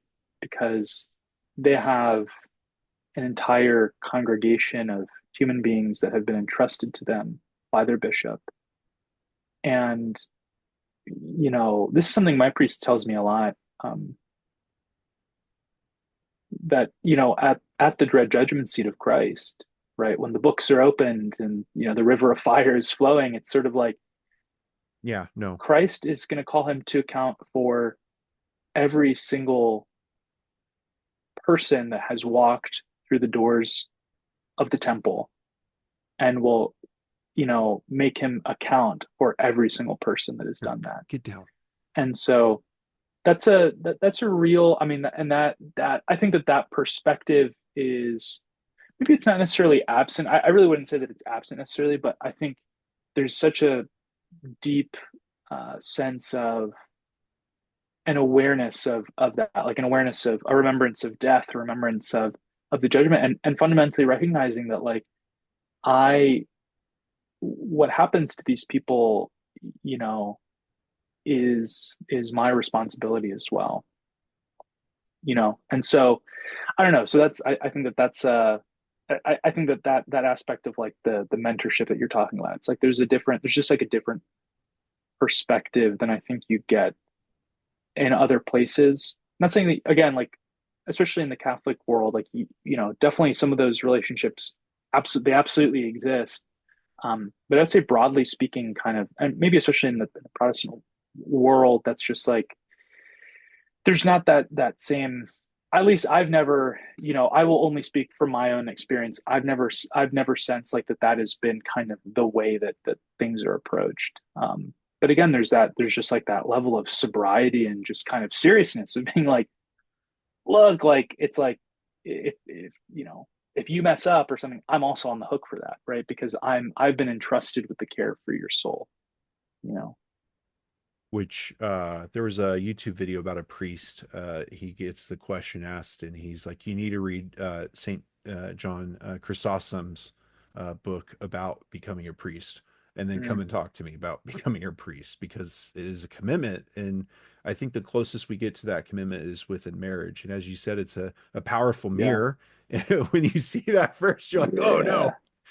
yeah, Um, yeah, yeah. which I don't know how much time you have, but I've seen your wife peek in a couple times, which confused me because I thought it was my wife coming in. Oh, it's fine. Oh No, no, no, but that's yeah, yeah, um but it's just and I think that's now I do know St. Padre Pio is a Catholic that I'm very interested in. yes. Um and he had a spiritual confessor, and I know it's very common to have spiritual confessors, and in Orthodoxy the priest has a spiritual confessor because Hmm. it's so critical that it's not in a vacuum, that the church is made of the people, uh, and that's just something that I think some churches just don't have. And I lived in Alabama for a while, and I've attended many more churches than I can count. And that's just something you just don't get. Now, I'm not to say that it doesn't Yeah, of happen. I'm sure there's unicorns out there where that does happen, course. where the priest is very involved with people and he takes his calling that he fills very seriously, which I know in certain cases does happen. But uh, in Orthodoxy, it's an everyday thing. There's a very seriousness about it, and so um, I think for Americans, that's also a foreign thing. There's a seriousness about it, that it's more than just this thing you do on the weekend. That there's Hmm. a preparation that goes into it. So it's exciting. I think that's one of the big things that's kept me going back. Sure. And at this point, I have no desire to return to LDS Church, and I'm working through the process to have myself removed from its records, and that which they make Yeah. very difficult. Um, Mm. Ironically, my supervisor at work is newly converted within a few years to LDS Church, and Oh, um, interesting. he was reading through my, because on the military papers, one of the things it has is religious association, and so Yeah. he came in and slammed it down. He's like, "Really?" I was like, "Oh, I forgot. I need to take that off of there." No, I'm sorry. Um, Yeah. but it's it's just having that rigor of a discipline, and as you were talking earlier about your road, like whether it's road rage or something, I think the beauty of the Jesus prayers, it's so short, and if you don't have time, you can just say, "Lord, have Yeah. mercy." Yeah. and Yeah. in the Yeah. I've even seen some people just comment and just say, if you're out of time for that, just say Lord. Yeah. Yeah. Lord So Jesus. and having that, and the was it the Paschal Tropia? Is that the correct my Troparian. Yes. Yeah. Troparian? I have an amalgamation of crazy amounts of different words and languages. I mix stuff up all the time. I'm No supposed to be worries. speaking Portuguese with my wife. We were at the store at a Spanish bodega, and we bought some stuff. And I was like, "Obrigado." I was like, "Oh, I know that's not the right word." And then my wife was like, "Gracias." You said the right word. So it's just stuff happens. But that's also, I think, is enough for me, is a personal aspect, because there's a culture that you're learning, and aspects of how things are done. Uh, Yeah. I, I, I had it previous Pashka, but I made kulik, or kulik. Oh, It's the yes. Russian Yeah. Easter bread. I Yeah. kind of went crazy and I made little cinnamon rolls of it, kind of merging Yum. stuff. Um, but there's just these little things that people do, like the dyeing of the eggs, and finding that, that was actually a Christian thing before pagans were doing it. So it's like, learning these things I feel is cathartic in a way. That for me is, I feel like what a lot of people have been drawn to is there's just so much to get lost into. You could have a different PhD about Orthodoxy and church history. Just pick a couple hundred years, and there you go. You could have a specialization in that. And so um, that is required a humility in understanding where things are at, which is very, from an American standpoint, you have to be arrogant and you have to know everything, and I can't be wrong. Mm. Um, which I think is another draw that people have of like, you are not going to understand the entirety of 2000 plus years of Christian history. No, Is unfortunately not. you, Yeah, you could, that's you would have to spend a lifetime. And even if you did a decade of each year, that's, you don't have enough lifetimes to do that. So, yeah. uh, Yeah, and that intellectual humility is so critical. I wish I had, I thank God for every step of my journey, the mistakes included, because they created who I am and kind of put me in the place that I'm at. yeah, yeah, Um, but I do think, like, if there's, I kind of look back, and so much of kind of my impulse and so much of what kind of pushed me into Orthodox and what kind of brought me in, and like when I was like first converted, like I was just like consuming so much material. Like I was reading so many books. I was watching countless lectures on YouTube, um, you know, and like I think for me it was just like I just need to like it almost felt like, and I think this is very normal for a lot of people. It's almost like because you're converting late as an adult, you almost feel like you have to catch up on a lifetime's worth of material that you didn't get because you're not cradle. But I think for me, like, and it's interesting because I was, I remember I was asked by a Roman Catholic friend of mine, who was with me in my journey, as I was kind of in college and kind of for and he was there with me when I was like very close to becoming Catholic, and he stuck around even when I was when I became Orthodox. But it was like he was very confused. He said, "Well, like what, like why should I, and he wanted to know the answers, like why should I become Orthodox? Like what's your reasons for why?" And I felt like and it felt like kind of difficult to answer that question because I was like, well, like I could just, it's like, sure, like I could definitely say, look, like the reasons why is because like I've read the councils, I've read the history, I've read like some strange esoteric letter written by some bishop in 1128 with some other guy, right? And it's like and I can explain to you like why I think like looking at the data, looking at the history, I think the Orthodox claim is stronger. But ultimately, I also recognize like what I've learned is that there are people that are like way, way smarter than me and could argue me under the table for why the Roman Catholic Church is the church that Jesus Christ founded. Uh, or right, even someone from the LDS could argue me under the table and sort of be like, this is why Joseph Smith's revelation of the plates in the hat, right, like is true and why you should believe it. And there were civilizations in the Americas, and Jesus came and visited them, right? And it's like that could totally happen. But I think ultimately, like what I realize is that people of good faith can look at the same evidence and come to different conclusions, like in a charitable way. And I think my answer to him was one that I'm very comfortable still saying now to people who ask me is that in Orthodoxy, what I found was the mystery of the church that was revealed to the apostles on Tabor was kind of shared among them at the mystical supper, and that was poured out on the church community at Pentecost.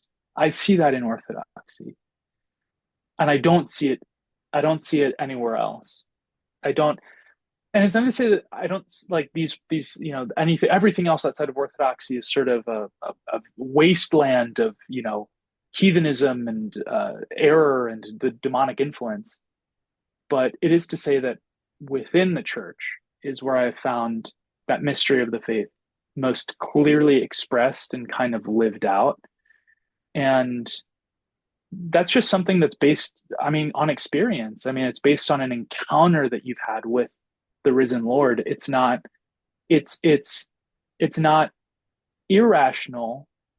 It's irrational. It's something that kind of it's a noetic experience. It's an experience that kind of goes beyond sort of your capacity to sort of reason intellectually.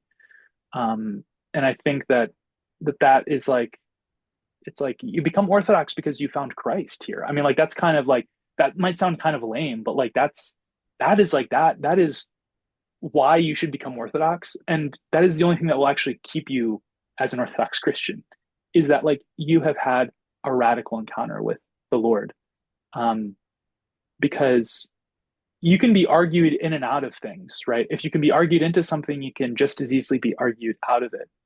But you can't be dissuaded from having a living experience. You know, like the apostles, they all died. They were all martyred for their faith. And it's because they had this deep conviction that they had truly experienced, they had seen the Lord is risen, that he has slain death, that he is the Son of God, that has saved the race of men. Um, that experience of theirs is what led them to live such, I mean, unbelievably radical lives, totally and completely sold out to the gospel of Christ.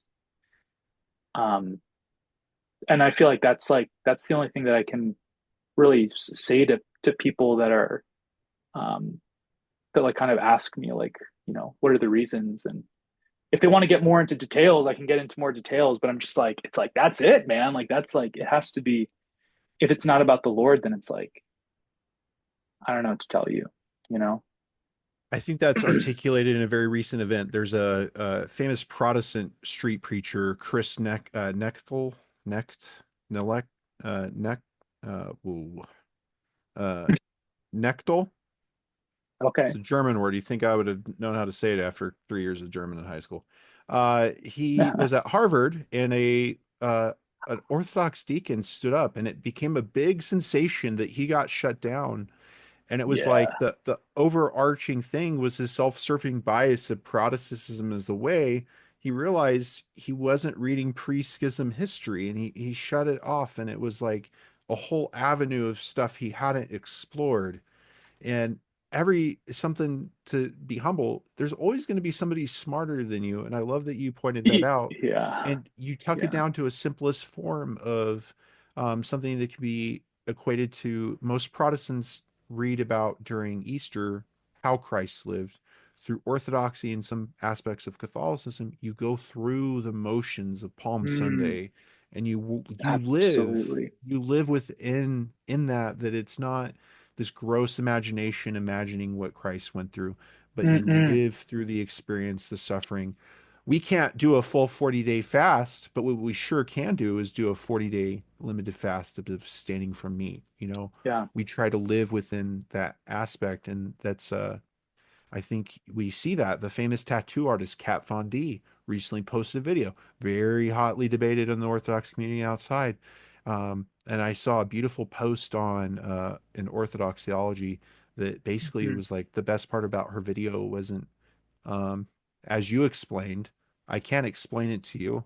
Come and see. And so I have come and seen, and that's my striving point. And um, I'm looking forward to hopefully being catechized and baptized and chrismated. But it's that aspect of what we see, and you mentioned that, and we've talked about it.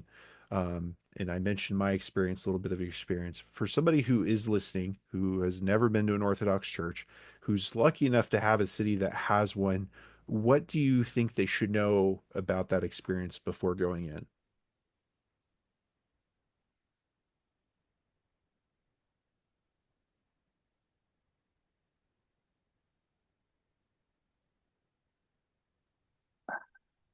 Yeah, I think one of the more important things well, there's two big things, maybe some more, but I think the first one is to kind of, especially nowadays with how much is on the internet in terms of what you read, what you see, it is to kind of go in and just to have as few expectations about what this experience is going to be like as possible. Um, in a sense, like we can cause ourselves to suffer when we have a preconceived notion of how something ought to be, and we're disappointed. There's an unsavoriness because we're disappointed that it's actually not the way that um, it's actually not the way that we imagined it to be. But um, I think the second one is also to um, sometimes like you're going to find sometimes that the community is great, and you will also discover sometimes that a community is maybe not so great. But I think what's important to remember is like that you are entering into the Church of Christ. That local parish community is in a sense it's an icon of the Church Universal, of the Church Catholic herself. And so um, even if you necessarily have maybe one bad experience the first time you go or the second time you go, it's like just keep going, right? Just like keep going, keep talking to people, just sort of like be a presence there. And um I think I think really, it's like talk to the priest. Just be like, look, like I'm inquiring. I heard about this thing. I want to know more. Let me give you my email. Let me give you my phone number, and we can kind of connect about it. But always, I think it's so important. It's so important, especially like in a world of social media. It's so essential that people get connected to an actual flesh and body community of the church.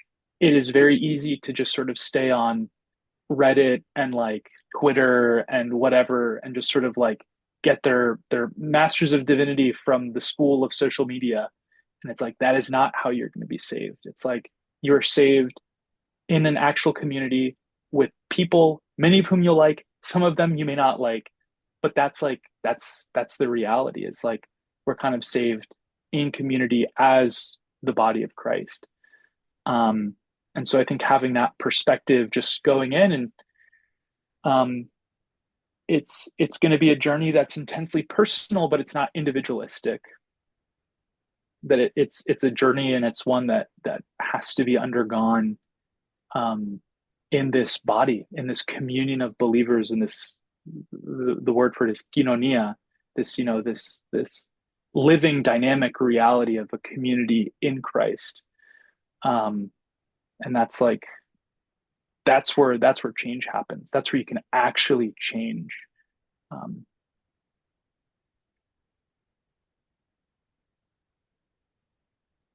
I wish I had heard that before I went. Because I had seen the Ortho Bro cut it and yeah, edits, which I think some of them are classily done.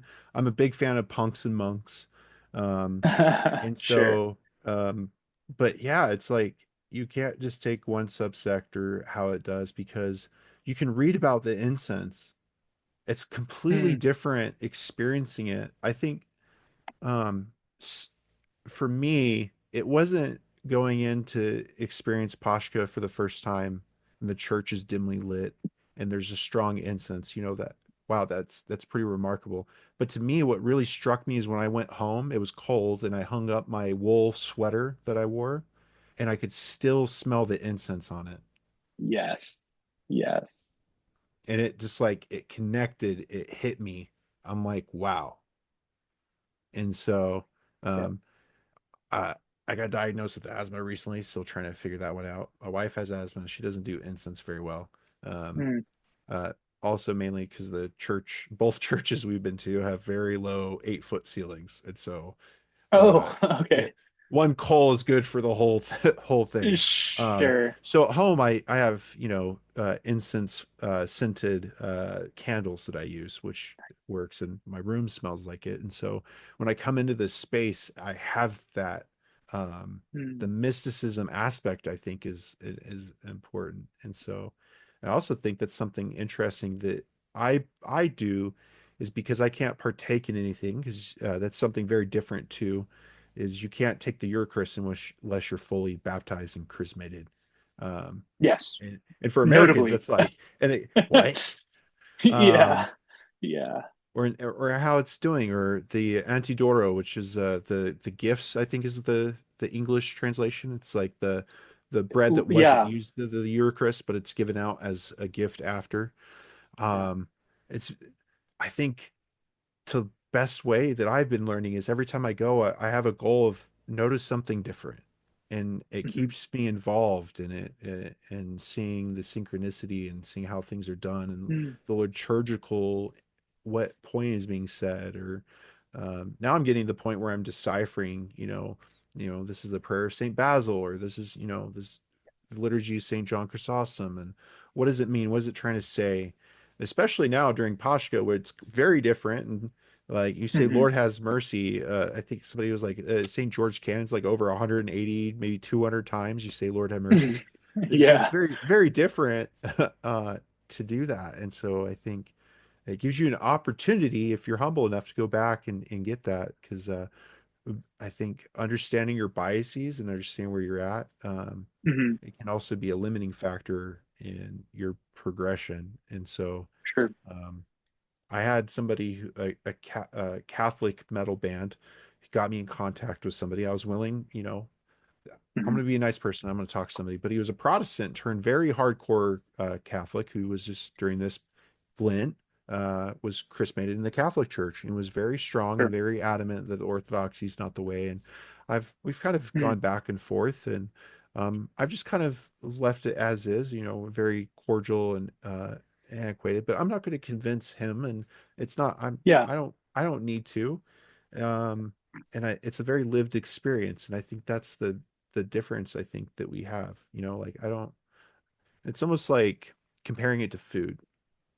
Yeah. You either like it or you don't, and I'm not going to Yeah. convince you to like it because there's no point. Uh-huh. If you don't want to eat it, don't Yeah. eat it. Like my wife doesn't like spicy food. I'm not going to force her to eat spicy food. I just make mine Sure. spicy, and that's the end of the story. It's not. I think that I don't think we have to convert people, but I love how you put it. So there's just so many ways to do it. Um, Yeah. I think your last point there reminds me of Father Thomas Hopko of blessed memory has these 55 maxims, and they're beautiful to for you to read them, look them up. They're just sort of these pithy sayings, you know. But the one that I've found to be the most helpful and the most useful, especially like in interpersonal relationships, not just with Orthodoxy, with like anything. One of them is don't try to convince anyone of anything. And I found that to be incredibly liberating, where like in the case of, your friend who's Roman Catholic, it's just sort of like, well, you know, it's like it's either you get it or you get it, right? I mean, it's not really with Orthodoxy, it's not really about like let me kind of beat home this thing. It's just sort of like, do you understand it or not? And if not, it's like, well, look, like it's patience, prayer, being a a good witness to what the Orthodox faith can actually do. Like let your life be an example. And that's hard. That's hard. I know for me that's hard because I'm a thinker. I'm a That's like one of my big problems. That's what gets me into trouble a lot of the time is that I'm a thinker, and I like to kind of like it is difficult. It's that the cutting off of my own flesh when I just sort of I'm like I really want to I want to correct them on this one thing, but it's like, you know what, it's okay, like, and especially with something as subtle and as delicate as faith, it's just like, it's almost like the less that you say, the more impactful your influence is on that person. Um, and so yeah, I think that's a very wise perspective that you kind of are already taking with that person, because it is it can be so easy to just start like spitting facts and being like, well, like what about this or that, and it's like, again, it's like that. And I'm not saying that it doesn't have its place. It does, right? Like the church has space for all kinds. The fathers are very quick tongued, when it comes to things like that. But it's about having the discernment to kind of know what's the right time and place. That's a maturity I think that a lot of people don't have is you know sometimes the effort's just not what's the phrase? I'm gonna mess it up. The juice is Uh, not worth the squeeze. squeeze, yeah, exactly. Yeah. Yeah. Yeah. So I've been dealing with audio issues. My cat is always on me. He jumped off, and for my audio interface, I don't have right ear, and so I plug it in my computer and it works. I don't know why it does that, but I can't use Huh. the audio interface, and so the audio sounds different right now. Yeah, No worries. I'm not Yeah. sure. Um, oh, I have to ask because you brought it up earlier, and if I don't, the Orthodox that are interested will probably come at me in the comments. But you mentioned you went to Oxford. Did you happen to perchance see Metropolitan Callisto Swear? No, so unfortunately, at that time, I was literally, which is crazy to think, I was literally not even aware that Orthodox Christianity was a thing that existed. It wasn't like I knew that this is a thing that is out there, I just don't know about it. It was like I did not even know that there was something to be known about Orthodoxy.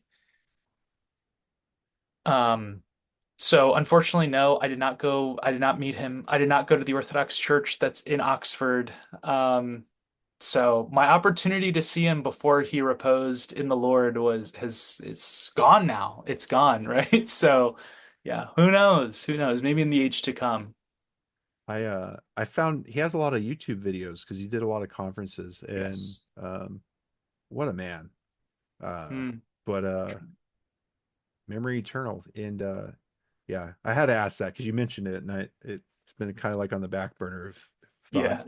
As they say, two ships crossing in the middle of the night, like, but that's it. I Yeah. imagine you just sat there a couple of years later, you're like, I can't you're believe it. I know. Well, it's like like, oh crazy, no. because he reposed, he like maybe a year and a half, 2 years ago. So it's like it really was just like wow, like I can't believe that was. But I just didn't know. I just had no idea. I was, you know, so.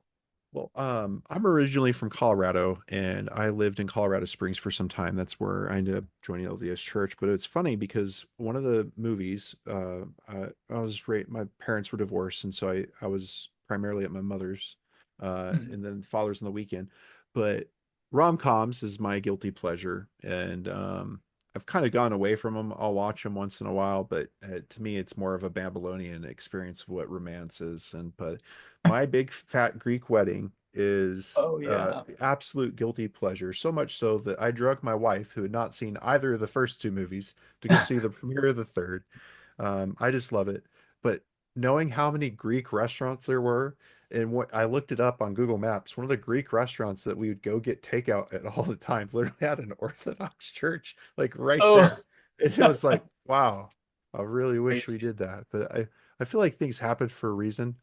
Yes. The Hmm. prayer for the evening prayer, that it's to accept God's will for what it is. And as somebody that has a LDS background, that's not really something.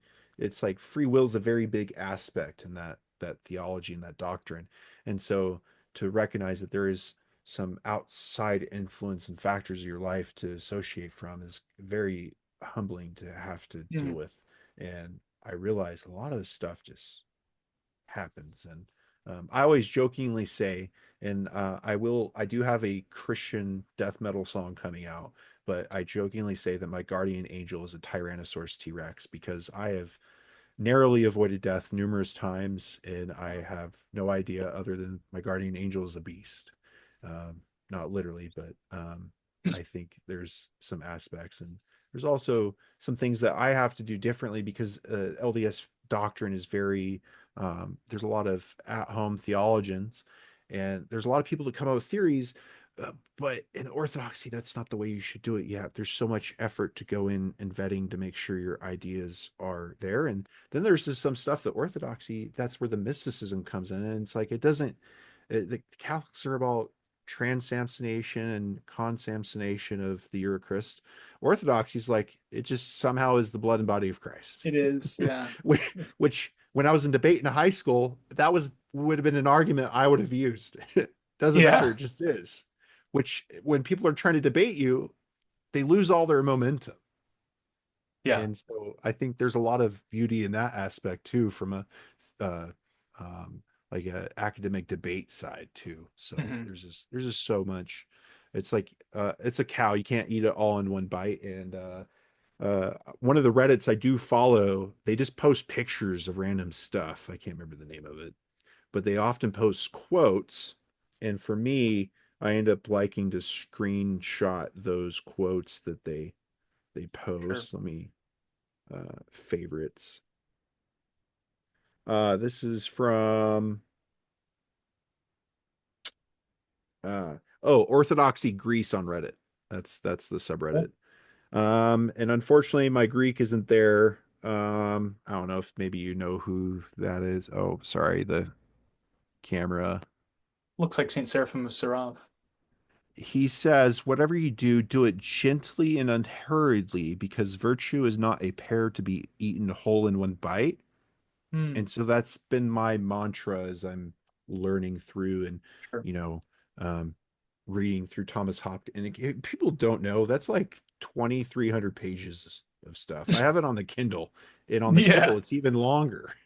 Yeah. So, and then I'm silly and I'm doing extra stuff on top of that, and I'm not Yeah. even a catechumen. So, um, there's a humility and understanding, taking a bite at a time. And there's also an aspect, if you eat something whole, it's not as enjoyable as if you eat it slowly. And especially in American culture, we eat everything as fast as possible. And, I think for Yeah. me personally, military and basic, they give you 15 minutes to eat. Sorry if you're a slow eater. You're going to be starving later. So you learn to Yeah. eat fast. And Sure. it's just taking life out of the fast lane is, I think, very hard for some and very difficult for some. And God bless and Lord help them. But Absolutely. well, this is great. He is begging for something. I don't know. I've been giving him dried fishies for a long time, so that's his crack cocaine. So he's got very stinky breath. So, but I really appreciate this, Eduardo. This is really fantastic. I really appreciate you coming on, Absolutely. and this is a great conversation. Um, but is there any closing things you'd like to say? How can we find you if we want to find you? You mentioned a Substack. What is the Substack called? And any closing Yeah, thoughts? so I yeah, the only like real internet presence that is like out fully out there is my Substack. It's called Pathways of Harmony. Um and so yeah, just that's pretty much it. I was publishing an article on a biweekly basis. Since things have kind of changed a little bit, like I've just gotten a little bit more busy, and also just the length of my articles have gotten much longer. I've been switching. I'm now switching to a monthly newsletter publication at a minimum.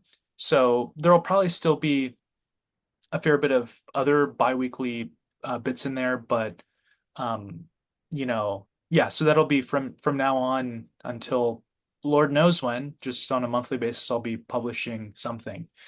And again, that's kind of on the subject of that is sort of the intersections of different religions and different philosophies and kind of what we as Orthodox Christians can kind of take from that? Like, how can we learn from that? How can that actually deepen our own understanding of Christ and his love for mankind through the eyes of another? So, yes, but